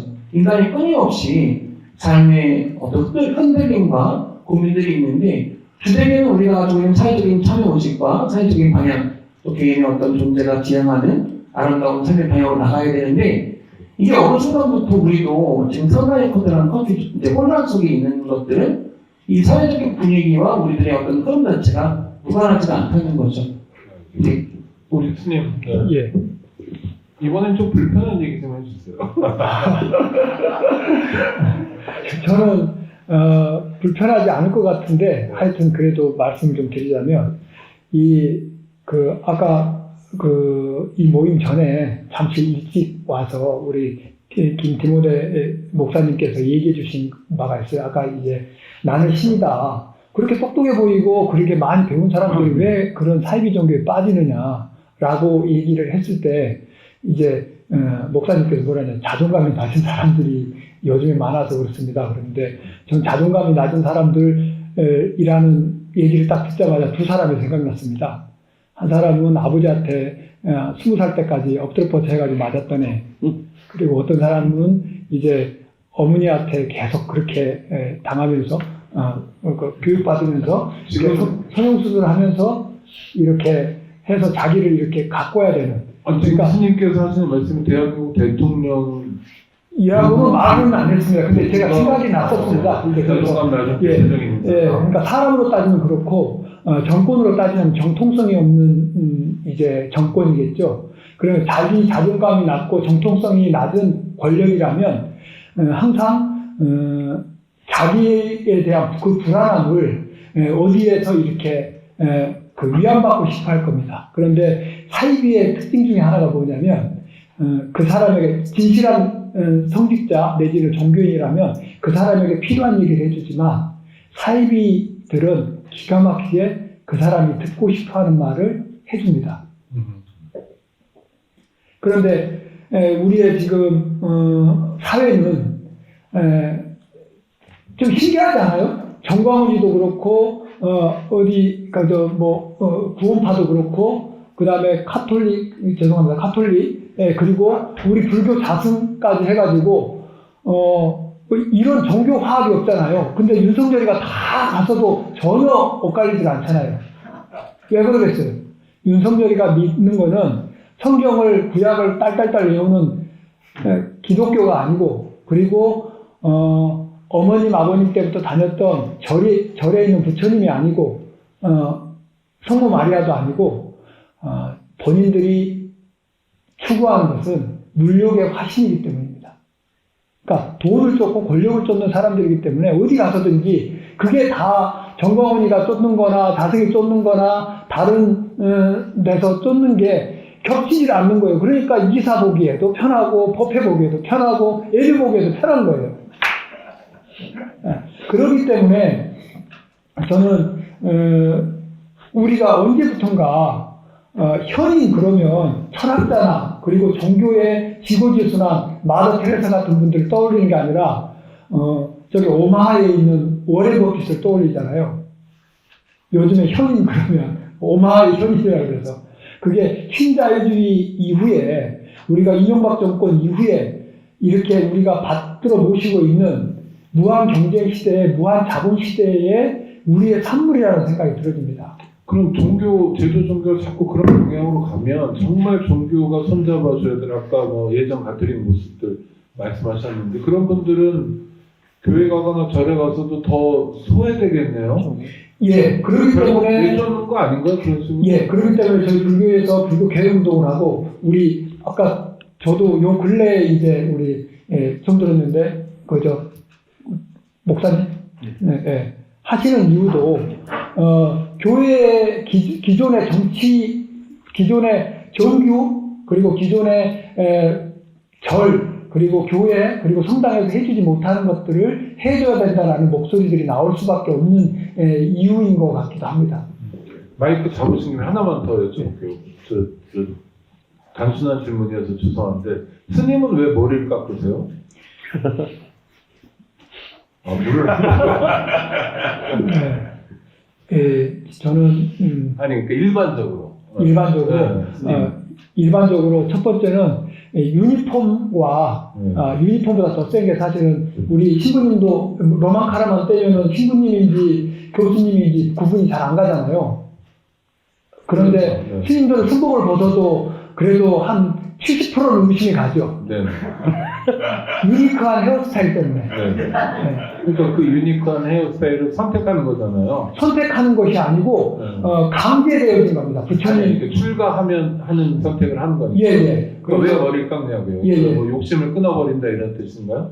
예, 그 부분이 제일 설명하자면, 그러니까 인도에서 머리를 깎는다라는 거는 카톨릭에서 죄인 것 같습니다. 그러니까 그 상주일 때 머리를 깎고요. 그러니까 머리를 깎는다라는 건 불가촉 천민이거나 아니면은 상주일 때입니다. 그리고 출가 수행자일 때. 그런데 이제 특별하게 불교에서 머리를 깎는다는 건 모든 권위를 내려놓는다라는 그러면 뜻이에요. 자궁이 머리를 기르는 까닭은 뭔가요?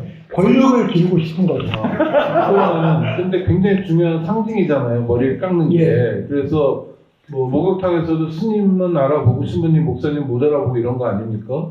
근데 지난번에 사진 보면 윤석열 씨하고 자승이 찔른 사진이 있는데 거기서 머리 기르고 찍었어요? 그거는 어떻게 이해해야 되는 상황인가요? 아니 욕구가 그래도 사진을 남기고 싶진 않잖아요. 그 자승의 생각을 그렇게 복잡하게 생각하려고 하시면 안 됩니다. 아 그렇습니까? 천공 코스프레를 하고 싶었던 거예요. 그러니까 천공의 그 영향력을 담고 싶었는데 한 몇 년 길러도 그 정도로 안 길러지는 거예요. 아 머리 기르는 시간이 천공은 20년 길렀는데 자승은 이제 3년 됐다가 아무래도 좀 아닌 것 같다. 그럼 나는 컨셉을 바꿔야겠다 싶어서 이번에 인도에 가서 머리를 깎은 거죠. 근데 인도에서 머리를 깎기 전까지 머리 기른 걸 보면 한 우리 신부님보다도 훨씬 더 길었던 것 같아요. 그 뒤에 이렇게 삐져나온 걸 보면. 그런데 이제 그럼에도 불구하고 그게 좀 안 되겠다 싶어서 깎았던 것 같습니다. 우리 좀 쉬었다 할까요? 제 알람이 지금 막 오는 것 같아요. 네, 아니 쉬었다는 게 아니라 슬슬 마무리를 해야 될 시간이 돼서요.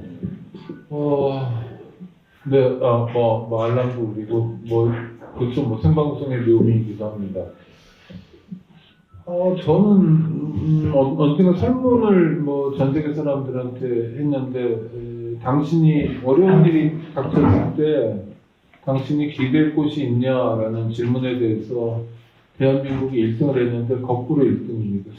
32%만이 기댈 곳이 있다고 했고 그렇다면 68%는 기댈 곳이 없다는 거고 지수님 말씀하신 것처럼 기댈 곳이 없는 가장 극단적인 모습이 이제 자살로 나타나는 거고 특히 전 세계 어느 나라도 갖지 못한 10대 사망원인 1위가 자살인 나라, 20대 사망자의 50% 이상이 자살자인 나라가 되어버렸죠.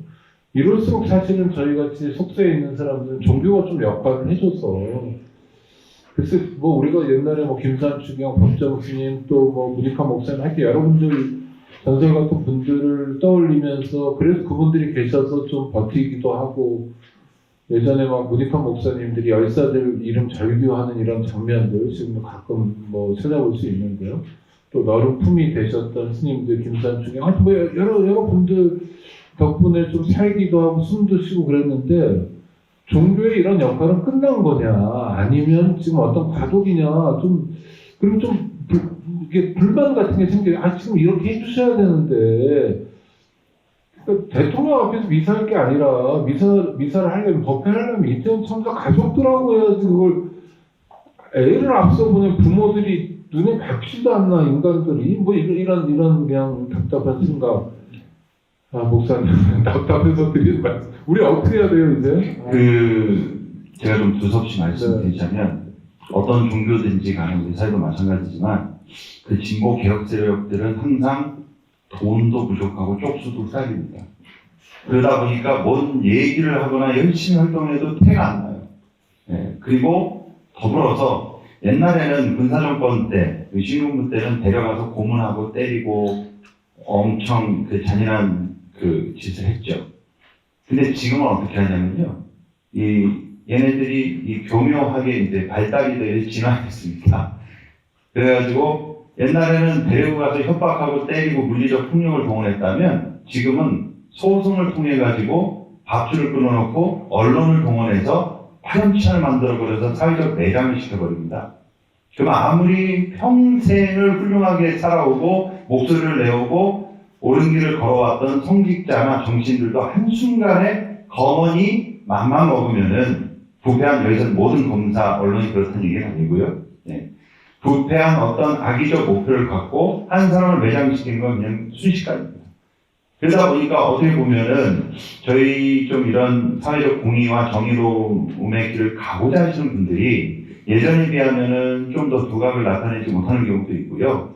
그리고 저는 또 한 가지 말씀드리고 싶은 게, 시장초부터 저는 좀 이제 문재인 정권을 제가 좀 비판한다고 너무 까지 말라고 막 그러시는 분들이 계시는데, 일반 대중분들은, 일반적인 서민분들은 먹고 사는데 바쁘십니다. 적어도 저와 여러분처럼 정치 고관여층이 아니에요. 이분들은 식당 가셔서 TV에 나오는 채널 A나 TV조선을 통해서만 정보를 보시고, 그리고 인터넷 들어가서 다음 네이버 포탈 뜨면 메인 제목만 봅니다.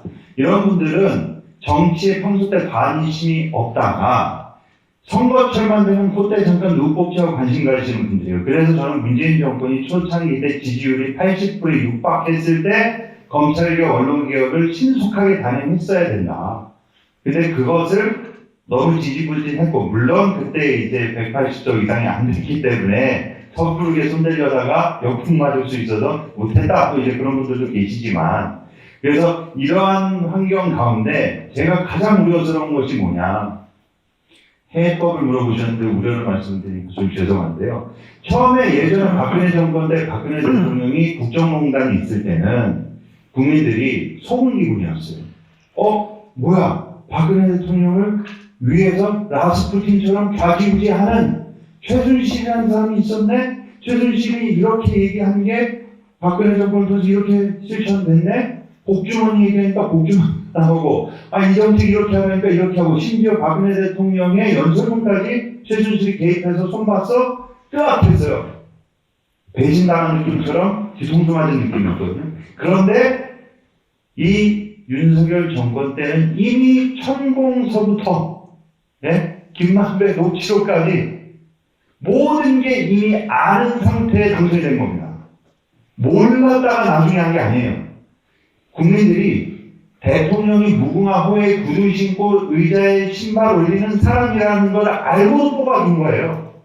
왜? 평소 때 저희만큼 관심이 그렇게 많지 않고, 그리고 평소 때 이런 검찰과 언론이 어떤 역할을 하고 있고, 이 윤석열 정권이 천공과 어느 정도의 커넥션이 있고 유착관계가 있는지 이미 언론을 통해서도 수없이 보도가 됐습니다. 그러니까 제가 참 좀 착각하는 것은, 박근혜 정권 때는 나중에 알았지만 이 천공과 윤석열의 커넥션이 있다는 것은 당선되기 전부터 언론에서 이슈화가 됐었던 문제예요. 그거를 알고도 또는 모르고 우리가 선출을 한 겁니다. 그렇기 때문에 총체적 난국입니다. 왜냐하면 이거는 어떤 탄핵 사유서부터 여러 가지 이유서부터 모르고 한 게 아니기 때문에 이미 사람들이 알거든요. 그런데 지금 이 상황에 왔을 때 이제 종교의 역할이 무엇이냐라고 했을 때, 좀 이런 표현이 적절한지 모르겠지만 목사로서 존버해야 된다. 존나게 버텨야 된다. 그래서 어쨌거나 우리 사회가 윤석열 정권으로 인해서 퇴보하고 있다는 그런 것을 체감하고, 여러 가지 사회적 문제와 현안들에서 천공이라는 자승이라는 그리고 정광훈이라는 그리고 사이비 집단들과의 어떤 밀착관계와 커넥션들을 통해서 우리 사회에 안 좋은 일들이 계속 발생하고 있지만 이것을 보고 그냥 한탄만 하고 있을 것이 아니라 각자의 자리에서 각자의 위치에서 그 예전에 DJ께서 들으셨죠? 벽에 달아도 소리를 치라고 벽에 달아도 외치라고 하지 않으셨습니까? 그래서 우리가 각자의 그 역량 안에서 최선을 다해서 우리 사회가 우리 사회 공동체가 퇴보하지 않도록 저희들은 성직자로서 종교의 역할로서 종교 표시선에서 그 역할을 감당하고 또 여러분들께서도 각자의 자리에서 최선을 다해서 사회 발전을 위해서 노력해야 되지 않을까 싶은 게 제 의견. 네, 우리 신부님. 저희 교회 원로이신 한태우 신부님이 오늘 전화가 오셨어요. 그래서 이렇게 뜬금없이 여름에 전화 오셔가지고 전도서의 말씀을 이용하신 헛되도다 세상의 모든 것들이 헛되도다라는 얘기를 갑자기 인용하시더라고요. 그 이후에 이제 벌어졌던 일이 이제 이태원 참사가 발생을 했거든요. 그래가지고 우리 신부님께서는 노고를 이끄시고 100일 또 그 100일이라는 미사에 종로에 있는 프란치스코 회관에 오셔가지고 미사를 하시고 강론도 하셨어요. 근데 제가 지금 기억에 남는 조언에는 선한 영향력입니다. 이게 급하게 변할 수 있는 상황이 아니게 흘러가고 있는데 우리 주변에 있는 분들에게 우리가 선한 영향력, 작은 울림, 또 작은 떨림들 끊임없이 우리가 떨고 울면서 우리 주변에 있는 많은 분들이 서로서로 선하게 영향력을 주고받는 사회를 만들어가야 되겠죠. 그 선하게 살려가는 사람들이 함께 모여야 힘을 내는데 뿔뿔이 다 떨어져 있으면은 그분들이 내가 지금 뭘 잘못하고 있나? 내가 지금 뭐 말 그대로 어디로 가고 있나? 라고 하는 큰 혼란과 또 불안, 또 우울에 빠지기도 합니다. 그 검찰개혁에 선봉했었던 이문정 검사, 또 박은정 검사님과 그때 만나면서 우리가 저도 김태원 목사님과 그때 규범을 듣게 됐는데 그분들이 그 안에서 고급분투하고 계시거든요. 근데 한태훈 신부님께서는 이제 정말로 제가 존경하는 이유 중에 또 하나는 그 어려운 데서 싸우고 있는 사람들을 항상 응원하세요.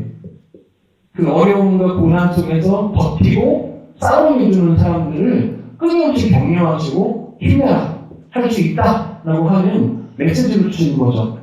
그러니까 사실 우리 종교인들이 지금 할 수 있는 일들이 더 많이 있겠지만 우리가 그 선하게 싸우고 있는 사람들을 지지해주고 또 응원해주고 또 디펜스가 되어주고 그들이 다른 악한 어떤 세력들로부터 받을 위협들을 우리가 또 함께 막아주고 연대해주고 또 시민들에게 알려주고 또 시민들에게 힘이 되어주고 하는 그 응원과 지지와 격려를 우리들이 더 해야 되겠다. 그래서 이번 중주에 우리 천주교 정의교회 재단에서 시청업에서 매달 하면서 그렇게 선한 영향력을 주고 있는 우리 선한 시민들이 힘내라, 함께 연대해서 이 불의와 어둠과 함께 싸워나가야 된다라고 하는 강력한 메시지를 이 사회에 던진 겁니다. 우리도 울림이 지금 정말 너무 작고 작은 소리일지 모르지만 언젠가 이 소리가 이 어둠과 이 불의를 일순간에 무너뜨리는 정말 커다란 힘으로, 울림으로 변화될 것이다라고 하는 믿음을 갖고 있습니다. 끝까지 함께 싸우고 또 그들의 부조리와 불의를 세상에 알리고 함께 연대해 나가는 것, 그게 지금 우리가 할 수 있는 최선의 것이 아닌가라는 생각들을 해보았습니다. 두 분께서는 많이 힘들다고 하시는데 저는 충분히 가능하다고 생각이 들어집니다. 아까 김디모데 목사님께서 얘기하셨던 대로 신발 신은 채로 그 기차 타는 윤석열을 보면서 저는 얼마 전에 남의 집에 들어갈 때 신발 신고 들어가고 담배 끄던 연진이가 생각났습니다. 근데 그런 품위가 없는 사람들을 목사님 말씀처럼 알고도 우리가 뽑았어요. 그 이유 중에 하나는 영끌하고, 그리고 제가 아는 저의 가까운 가족입니다. 그냥 가족인데, 가족도 윤석열이 되는 좋은 점 하나가 세금을 적게 낼 거다. 서울에 아파트 하나 있는 것 때문에. 근데 지금 아파트값이 떨어져가지고 차라리 세금을 더 냈으면 좋았을 텐데 라고 얘기할 정도입니다. 그 정도로 지금 경제가 망가지고 있고 이번에 또 미국 가서 뭘 또 갖다 줄지를 벌써부터 우리가 국민들이 걱정해야 되는 것 정도로 경제가 이렇게 나빠지다 보면 우리가 그렇게 욕을 했던 문재인 정권의 부동산 대책을 아예 그냥 말아먹는 대책이 아니라 그냥 대책도 없이 말아먹게 되는 경제 상황이 되고 나면 우리 국민들이 많은 세금을 내서라도 내가 많은 세금을 내서라도 우리 사회가 안정화되고 탄탄했으면 좋겠다라는 생각을 갖는 순간 저는 우리 한국이 좀 더 건전해지고 물욕에서 조금 미몽에서 깨어나는 사회가 될 거라는 생각이 듭니다. 사실 우리의 공업이잖아요. 우리가 다 우리와 우리 옆에 있는 사람들이 찍어서 대통령을 만들어냈다는 것은 우리의 욕심이 투사된 거고 그 욕심이 함세우 신부님 말씀처럼 얼마나 헛됐는지를 우리가 알고 있다면 저들은 자기들의 계좌를 지키는 사람들인 거지 우리 서민들의 계좌를 지켜주는 사람들이 아니었구나 라는 걸 아는 순간 우리 시민들이 그들을 다시는 권력의 우리의 리더로서 뽑지 않을 거라는 생각이 좀 들어집니다. 우리가 지금 몸으로서 겪고 있고 우리 집에 들어갈 때마다 한숨 푹푹 쉬어야 되는 상황이 된 우리 신도님들이 이제서는 이제 깨닫고 있는 바라는 생각이 좀 들어져서 저는 그나마 이제는 좀 정신 차려가는 단계인 것 같아서 다행이라는 생각이 조금 들어지기도 합니다. 네, 아유, 세 분 한번 박수 한번 보내주시죠.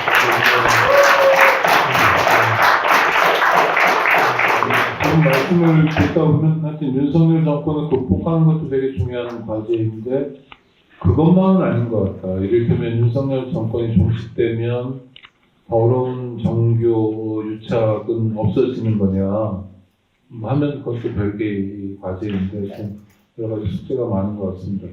지금부터는 객석에 계신 분들과 좀 대화를 하려고 하는데요. 혹시 질문이 있으시거나 하실 말씀이 있으시면 손을 드시면 마이크를 드릴 건데, 네, 마이크를, 네. 다만 당연히 그렇게 해주시겠지만 질문이나 말씀을 너무 길게는 안 해주시면 길게 하면 제가 개입할 수밖에 없어서요. 아이고, 네. 네, 저쪽에, 네, 손 주셨습니다.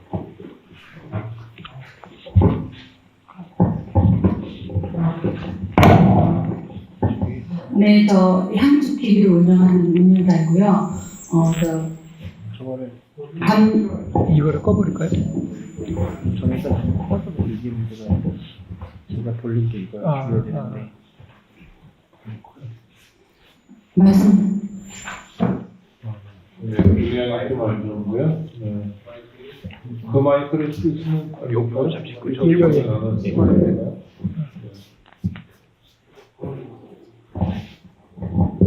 아니 그걸 들으시죠 그거를. 네. 그 마이크를 좀 이게 저걸 끄고 아이고 조용하네요. 아이고. 네, 안녕하십니까. 저 향수 TV를 운영하는 운영자이고요. 감리교 교단에서 신앙생활을 하는 선교입니다. 오늘 말씀 너무 감사드리고요. 아까 우리 신부님 말씀하시는 중에 코로나 끝난 이후에 선교들이 많이 줄어들었다고 그러셨잖아요. 근데 아마 기독교도 그러지 않나 싶은데 제 생각에는 아까 신부님 말씀하셨을 때 종교가 그 역할을 하지 못했기 때문으로 본다고 말씀하셨어요. 근데 제 생각은 윤석열 대통령 이후에 장광훈 목사라든지 자승승에 대한 그런 종교적인 지도자들의 문제가 많잖아요. 근데 개신교에서도 그렇고 불교는 제가 잘 모르겠지만 기독교 개신교를 말씀드린다면 정광훈 목사가 그렇게 난리를 치는데도 어떻게 교단 차원에서 어떻게 대처를 못하잖아요. 근데 우리 일반 성도들이 영향력이 없기 때문에 그걸 어떻게 할 수는 없잖아요. 근데 종교 지도자들께서 그 교단에서 어떻게 행동을 취한다든가 해야 되는데 얼마 전에 교단에서 어떻게 한다 그러더니 그것도 뭐 어떻게 했는지 언론에 나오지 않고 뭐 흐지부지되고 하니까 그런 역할들은 종교 지도자들이 해야 되지 않나 그런 생각이 많이 들고요. 그 영향력이 있기 때문에 당연히 해야 된다고 보고 그 다음에 이번에 우리 윤석열 퇴진에 대한 이런 많은 건들이 카톨릭에서는 그래도 신부님들이 12구 참사도 그 명단 먼저 발표하고 이렇게 공격적이거나 적극적인 액션을 취했잖아요. 근데 개신교에서는 하는 활동들이 거의 없었어요, 목사님들께서는. 그리고 얼마 전에 개신교 감리교 교단 목사님들께서 뭐 시국 기도회라고 하셨는데 그것도 카톨릭 신부님들처럼 서울시청 광장이나 이런 공적 장소에서 나와서 하시면 좀 영향력이 이렇게 일반인들한테 많이 종교인들이 아니더라도 일반인들한테 많이 영향력이 있을 것 같은데 기독교 회관에서 하니까 기독교 회관도 제가 찾아서 가려고 했는데 기독교 개신교도인 저 자체도 기독교 회관 못 찾아서 제가 못 간 거예요. 왜냐하면 기독교 회관도 기독교 회관 뭐 그러면서 뭐 회관들이 막 이 동네 저 동네 엄청 많더라고요. 그래서 좀 개신교 목사님들도 영향력 있는 성직자들께서 좀 더 이렇게 좀 적극적으로 공적인 장소에서 개신교도 뭔가 하고 있구나. 지금 개신교 교도들도 목사들은 하나도 없네. 정광훈이가 저렇게 서치는데 우리는 아니까 이단이다. 뭐 신천지가 이단이다. 우리는 아니까 그거 하지만 일반인들은 모르는 거예요. 이단이라 해야 이단인 거지. 좀 더 적극적인 액션을 좀 보여주셨으면 대단히 감사하다는 생각이 듭니다. 김 목사님께 마이크를 드릴 수밖에 없습니다. 목사들 뭐하냐 이런 질문을 우선 되게 부끄럽고 죄송스러운 말씀을 드리고 싶습니다. 일단은 천주교랑 저희는 좀 조직 시스템이 달라서요. 이게 장점이자 단점일 수도 있는데 우리 정의구현 사재단부터 시작해서 천주교는 조금 약간 해처모여가 잘 되는데 저희는 좀 의견 한번 모아주기가 좀 부족하기 쉽지가 않고요. 그리고 정광훈 씨가 왜 저렇게 설치고 나대는데 각 교단들이 어떻게 하나님 까불면 죽는다고 그랬는데 저희 신성모독적 발언을 했는데 어떻게 각 개신교를 대표하는 교단들이 이거를 징계하거나 면직을 하거나 이렇게 왜 흐지부지 되고 지지부진하냐. 그 문제에 있어서는 제가 그냥 노골적으로 말씀드리면 교단에 있는 사람들이 정광훈 씨가 신성 모독했다는 것은 알아요. 하지만 정치 성향이 자신들과 동일하거나 흡사하기 때문에 암묵적 지지를 하고 있어서 비판하지 않고 처리를 안 하는 걸로 보입니다. 더불어서 뭔가 돈을 주고 받는 관계들도 있겠죠. 그래서 제가 참 죄송한 말씀 드리지만 그래서 저희가 좀 이게 껴있는 말로 농담삼아 이런 말을 합니다. 성경에 예수님께서 다시 오실 때 구름 타고 오시지 않고 불더저 타고 오실 것이다. 우리 밀어버리시지 않을까 이제 그런 얘기가 있을 정도로 참 부끄러운 얘기인데요. 개신교에서도 아까도 뭐 좀 비슷한 말씀을 드리지만 윤석열 정권 퇴진과 그리고 윤석열 정권을 비판하시는 목사님들이 그래도 상당수 계시는데 그분들이 좀 아쉽게도 어쨌든지 간에 지금 개신교계의 주류라고 할 수 있는 사람들은 인력과 물질이 있거든요. 그러니까 어떤 이야기를 해도 언론의 스포트라이트를 받고 막 그러지만 이 뜻있고 좀 의식 있는 분들께서는 아무리 비판의 목소리를 내도 일단 그 교회 교인 수도 적고 영향력이 너무 좀 부끄러운 얘기지만 작다 보니까 이게 좀 많이 회자되거나 대내적으로 스피커가 크게 호소력이 없습니다. 그래서 그런 점도 없지 않아 있다. 근데 무엇보다 제가 무슨 말을 하겠습니까? 저라도 열심히 비판하고 하도록 하겠습니다. 혹시 또 말씀 주실 분 계신가요? 네. 여기 종교선대가 김일중 세무사님이 이제 오셨는데 향후 좀 여러 종교계가 같이 없어요. 그냥 일반 끄고 해도 될 것 같아요. 끄죠. 예, 끄고 해도 될 것 같은데요. 예. 이렇게 계속 공동체에서 세금 문제 관련해서 같이 연대해서 계속 이렇게 발표하고 하셨었는데 이제 뭐 대선 때나 총선 때 종교 시민단체들이 이제 그 개혁 입법 관련해서 던지고 이렇게 노력은 했지만 미미해서 영향력을 제대로 발휘하지 못했는데 이제 그 내년 총선 앞두고 미약하지만 그래도 종교신앙단체가 또는 개혁 과제를 좀 내야 된다고 생각했는데 이 부분에서 우리 연구를 많이 하신 세무사실 또한 종교신앙단체 사무총장님 좀 함께 할 수 있는 과제나 이런 좀 이야기를 하셨으면 좋겠어 말씀을 좀 청했는데 이게 사양을 하게 돼서 이런 이번에 제가 하는 건 그냥 예, 그러니까 이제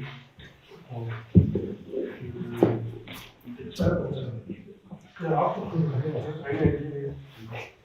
아니, 이거 아까부터 껐어요. 왼쪽에 있는 게 하나 되네. 이 종교 투명 선생님께서 아까 말씀하셨던 분이에요. 네. 일단 뭐 종교의 것에 문제 때문에 활동을 시작을 했었는데요. 이제 종교 내부의 세계 투명에서 그다음에 종교 단체에서 받고 있는 국고보조금 문제로 계속 이제 문제 제기를 하고 있습니다. 근데 일단 뭐 저는 일단 뭐 정치적장이 나름 중립적인 사람이다 보니까 데이터를 객관적으로 봐야 되고 그러다 보니까 그런 입장이 저는 이해를 해주실 거라 생각을 하고요. 제가 이쪽에 관심을 가지고 있는 부분은 뭐냐면 이제 윤석열 대통령께서 노조와의 전쟁을 선포하셨죠. 그죠? 노조의 보조금과 그 다음에 노조 기부금에 대한 세계 투명성 문제를 가지고 그걸 하셨는데 그래서 노조에서도 지금 거기에 대해서 반발하면서 한 이야기가 있어요. 뭐라고 하냐면 왜 종교단체는 또 우리가 두들겨 패느냐 이렇게 이야기를 했거든요. 그래서 되게 적절한 공격과 적절한 방어를 서로 주고받았다 저는 그런 생각이 들거든요. 그래서 어부지리로 그냥 종교단체가 끌려오는 거 아닌가 그런 생각이 들어요. 그래서 사실상 이제 그 비영리단체들의 각종 이제 회계 투명성에 대한 장치들이 존재하고 있거든요. 현행법상 많이 존재하고 있는데 그 모든 규정에서 종교단체들이 다 예외가 되고 있어요. 그러다 보니까 아까 말씀하셨듯이 뭐 취득세 감면 문제라든가 아니면 이제 결산 서류를 공시하는 문제라든가 이런 곳에서 또 완전히 자유로 그런 상황이고 해외 사례 뭐 미국이라든가 캐나다 같은 경우는 종교단체들이 결산 서류를 다 공시하고 있거든요. 그러니까 그게 글로벌 스탠다드죠. 사실은 선진국의 글로벌 스탠다드인 건데 한국만 유독 약간 이제 프랑스 혁명 전에 앙시앙 레짐 같은 이상한 구시대적인 상황으로 지금 운영이 되고 있는 상황인데, 그러니까 총선 앞두고 결국은 이제 어차피 세계 투명성 문제가 윤석열 정부의 아주 깊은 숙제라고 아마 생각하고 있는 것 같아요. 대통령께서도. 그래서 그 대통령에게 힘을 실어주기 위해서라도, 우리 윤석열 대통령님을 위해서라도 종교단체의 세계 투명성을 강화시키는 방향의 법제화를 적극 추진해서 현 정권의 적극적인 지지를 보낼 수 있는 어떤 강력한 어떤 응원을 보내는 그런 운동들을 하실 의향이 있으신지 한번 여쭤보고 싶습니다. 네, 그러니까 오늘 우리 그 토크 콘서트를 하는데 안 들리시나요? 우리가 오늘 토크 콘서트를 하는데 얼핏 들으면 다 반윤 일색인 줄 알지만 지금 세무사님처럼 친윤적 관점에서도 얘기하고 있고요. 뭐 좋습니다. 우리 또 뭐 이찬수 교수님 한 말씀 하시겠어요? 저 절에 가서 절했다고 잘린 대학 교수 강남대에서 잘리셨던 분인데요. 목사님이기도 하시는데. 이찬님. 네. 아이고, 네. 이찬수라고 하고요.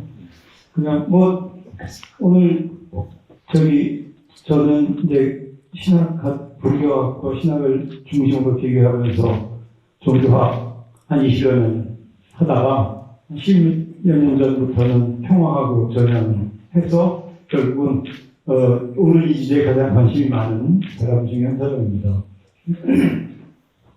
근데 사실 종교 문제 얘기 많이 하셨는데 사실 저는 종교라는 거 그렇게 기대할 것이 있나 하는 생각을 근본적으로 가지고 있습니다. 사실 종교와 종교인 그것은 종교와 종교 아닌 것, 종교인과 비종교인의 차이는 별로 없다고 봐요. 단 하나 있다면 왜 종교인을 종교인이라고 그러냐면 자신의 삶의 경험, 자신의 삶을 현실 아닌 다른 근원 내지는 너머의 어떤 원리로부터 자신의 삶을 재해석하게 되는 경험한 사람, 이 대체로 이제 종교인 범죄들인데 그런 사람들이 모이는 조직이나 이제 그게 공동체이기도 하잖아요. 그런 개인의 경험을 서로 나누고 모방하는 사람들이 조직이나 집단이 이제 생기는 거고 실제로 운영되는 과정은 개인의 순수한 경험보다는 그 조직 중심으로 서로 것을 나누고 공유하고 확산시키는 조직 중심으로 돌아가는 현실이죠. 가령 나는 신이다 같은 사회 종교 얘기를 한다고 해도 왜 그런 일이 벌어지지라고 밖에 사람들이 볼 때 놀라고 하지만 그 안에 사람들끼리 있으면 저기 TV에 나오는 건 좀 일탈에 가깝고 그게 우리 또 문제는 있지만 안에서 특별히 이 정도는 그냥 우리 조직을 위해서 적당히 타협하고 넘어가는 게 현실이죠. 저는 그래서 그리고 종교인이라고 하지만 한국인이죠. 종교인이 이전에 한국인이고 우리 사회 구성원이고 집에 식구고 다 그렇기 때문에 종교인이라고 해서 정치나 다른 일반 문제에서 특별한 것이 사실 제 경험상 특별할 건 없다. 그리고 6일은 사회에서 살고 하루 교회에서 살면 사회의 영향력이 하루 교회에서 사는 것보다 6배는 더 크다. 그렇게 생각을 합니다. 이게 정치와 종교의 유착이라는 얘기 관련돼서 안타깝게 그지 없지만 종교가 그런 불구하고 종교라는 희망을 가져요. 그러나 큰 기대는 안 합니다. 다만 여기 계신 신부님이나 목사님이나 스님과 같은 분들이 종교의 엘리트 말하자면 종교적 순수한 본연의 정신을 큰 사회적 영향력은 없지만 가지고 있는 분들이 계셔서 그게 가톨릭이다 개신교다 불교다 이런 붙일 수 있는 거죠. 소수의 순수한 본연의 정신을 유지하는 사람들로 인해서 특정 종교의 이름을 교단 이름을 붙이는 것이 가능하다고 생각하고요. 그런 사람들은 훨씬 사회적 영향력, 조직이나 집단 내지는 이 사회로 훨씬만 영향을 받고 이렇게 사는 일반적인 사람이다. 그런 생각을 기본적으로 합니다. 그래서 정치와 종교의 유착이라는 말 굉장히 관심이 많이 가는 주제이지만 이런 토론이 실제로 종교를 바꿀까? 우리 정치인들 적어도 이제 종교를 바꿀까 하는 것은 좀 의구심이 훨씬 큽니다. 종교를 바꿀 수 있는 가장 그런 것은 그냥 종교에서 떠나주기 이런 게 최고라고 생각이 들고 헌금 안 내기 그런 건 최고지. 가령 안에서 말을 어떻게 하고 또 세금을 좀 내주고 이런 방식으로 하면 조직이 변하지 않는다 생각을 많이 합니다. 그래서 저는 이제 교단으로서는 사실 여러모로 떠나서 그냥 평화를 하고 이 학문에 어울리는 삶을 사는 것이 진짜 종교에서 삶이다라는 생각으로 컨셉을 아예 전환해서 교단으로부터 자유롭게 사는데요. 특별히 질문은 아니었어요. 근데 아무튼 이 세 분 오늘 선생님들의 얘기 들으면서 현실의 답답한 각종 통계적 상황 이런 것들도 좀 익혀야 되겠고 자승이 천공이니 정가원이니 이런 사람들의 더 세속적인 더 이해관계 얽힌 더 권력욕이 넘치는 그런 사람들을 그냥 종교인으로 보지 말고 그냥 우리 사회에 종교를 이용한 그냥 스피꾼과 같은 그 정도 사람으로 보고 그냥 판단해야 되지 않을까. 왜 저런 사람 종교인이라 그러냐는 소모적인 문제 같아요. 그냥 어쨌든 그런 관점을 좀 더 가져서 애당초 종교로부터 떨어버리는 그런 당론들이 더 많아지면 어떨까 생각도 들었습니다. 알겠습니다. 마이크 사정이 좋지 않아서 죄송합니다. 그래서 디모데 목사님은 전광훈 씨라는 표현을 반복적으로 하셨던 거구나라고 생각합니다. 시간이 대충 돼가지고요. 마무리하려고 하는데 우리 손 원장님 혹시 안내 말씀 주실 게 있으십니까? 뒤풀이 6점마다. 아, 네. 네, 유튜브로 참여하신 분들께는 죄송한 정보였습니다. 뒤풀이를 앞쪽에서 한다는 거였는데요. 혹시 대운 중에서 뭐 한 말씀 주실 분 계십니까? 네, 진우 스님께 마이크를 권하는 분위기인데요. 네. 예, 그 절에서는 죽비와 목탁이라고 하고 세상에 죽비와 목탁이 돼야 된다. 그러니까 잠들어 있는 중생들을 깨워야 된다. 그리고 아마 기독교에서는 소금과 빛과 소금이라고 하죠. 근데 이제 적어도 목탁도 그렇고 소금도 그렇고 너무 흔하면 이게 또 병이 됩니다. 소금도 너무 많이 넣으면 짜잖아요. 이제 그런데 지금은 진짜 미몽에 들어있는 사람들에게 그리고 저렇게 권력을 폐악질을 하고 있는 사람들에게 죽비가 필요한 때인 것 같고 그리고 이렇게 썩어가고 있는 시대에는 소금이 그리고 이렇게 힘들어하는 중생들에게는 빛이 필요한 시기인 것 같다라는 생각이 듭니다. 그러나 그것이 저 사기꾼들에 의해서 이렇게 이용되는 것이 아니라 진짜 그분들에게 필요한 빛과 소금이고 그리고 죽비였으면 좋겠다라는 생각을 다시 한번 해보고 그리고 너무나 죄송하고 종교에 있는 스님으로서 너무나 죄송하고 그 역할을 제대로 못해서 죄송하다는 말씀을 다시 한번 드립니다. 예. 저부터 더 열심히 권력의 정점에 있는 그리고 악의 정점에 있는 우리 절집안의 마군이 자승을 꺾도록 노력을 더 하겠습니다. 예. 예. 선생님, 이제 잠깐 야단법석, 1차 야단법석 잠깐 광고를. 예. 그래서 너무나 부럽고 그래도 고마운 분들이 계세요. 정의구현 사제단 신부님들이 먼저 깃발을 우리 절에서는 그걸 건당이라고 하는데 깃발을 세운다 그래서 깃발을 세우셨기 때문에 저희도 이제는 해야 되는가 보다라고 해서 불교 집안 내에서도 윤석열 퇴진 1차 야단법석을 5월 20일 날 광화문 시청 촛불 집회에서 하게 됩니다. 그래서 그때 오시면 진짜 필요한 곳에 그리고 필요한 때에 빛을 밝힐 수 있는 우리 연등을 같이 켜주시면 얼마나 좋을까라는 말씀을 이 자리에서 드립니다. 예, 광고였습니다.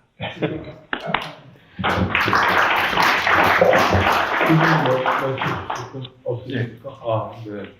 함께 해주셔서 감사하고요. 또 유튜브를 통해서 함께 해주신 분들께도 감사드립니다. 종교의 역할 존재하죠, 당연히. 그리고 사기꾼들하고의 싸움도 중요한 것 같고요. 우리의 역할을 다짐해보는 자리로서 의미가 있었던 것 같습니다. 앞으로도 종종 이런 기회 만들고 또 여러분들과 함께 만날 수 있도록 하겠습니다. 함께 해주신 모든 분들 감사드립니다. 감사합니다. 감사합니다.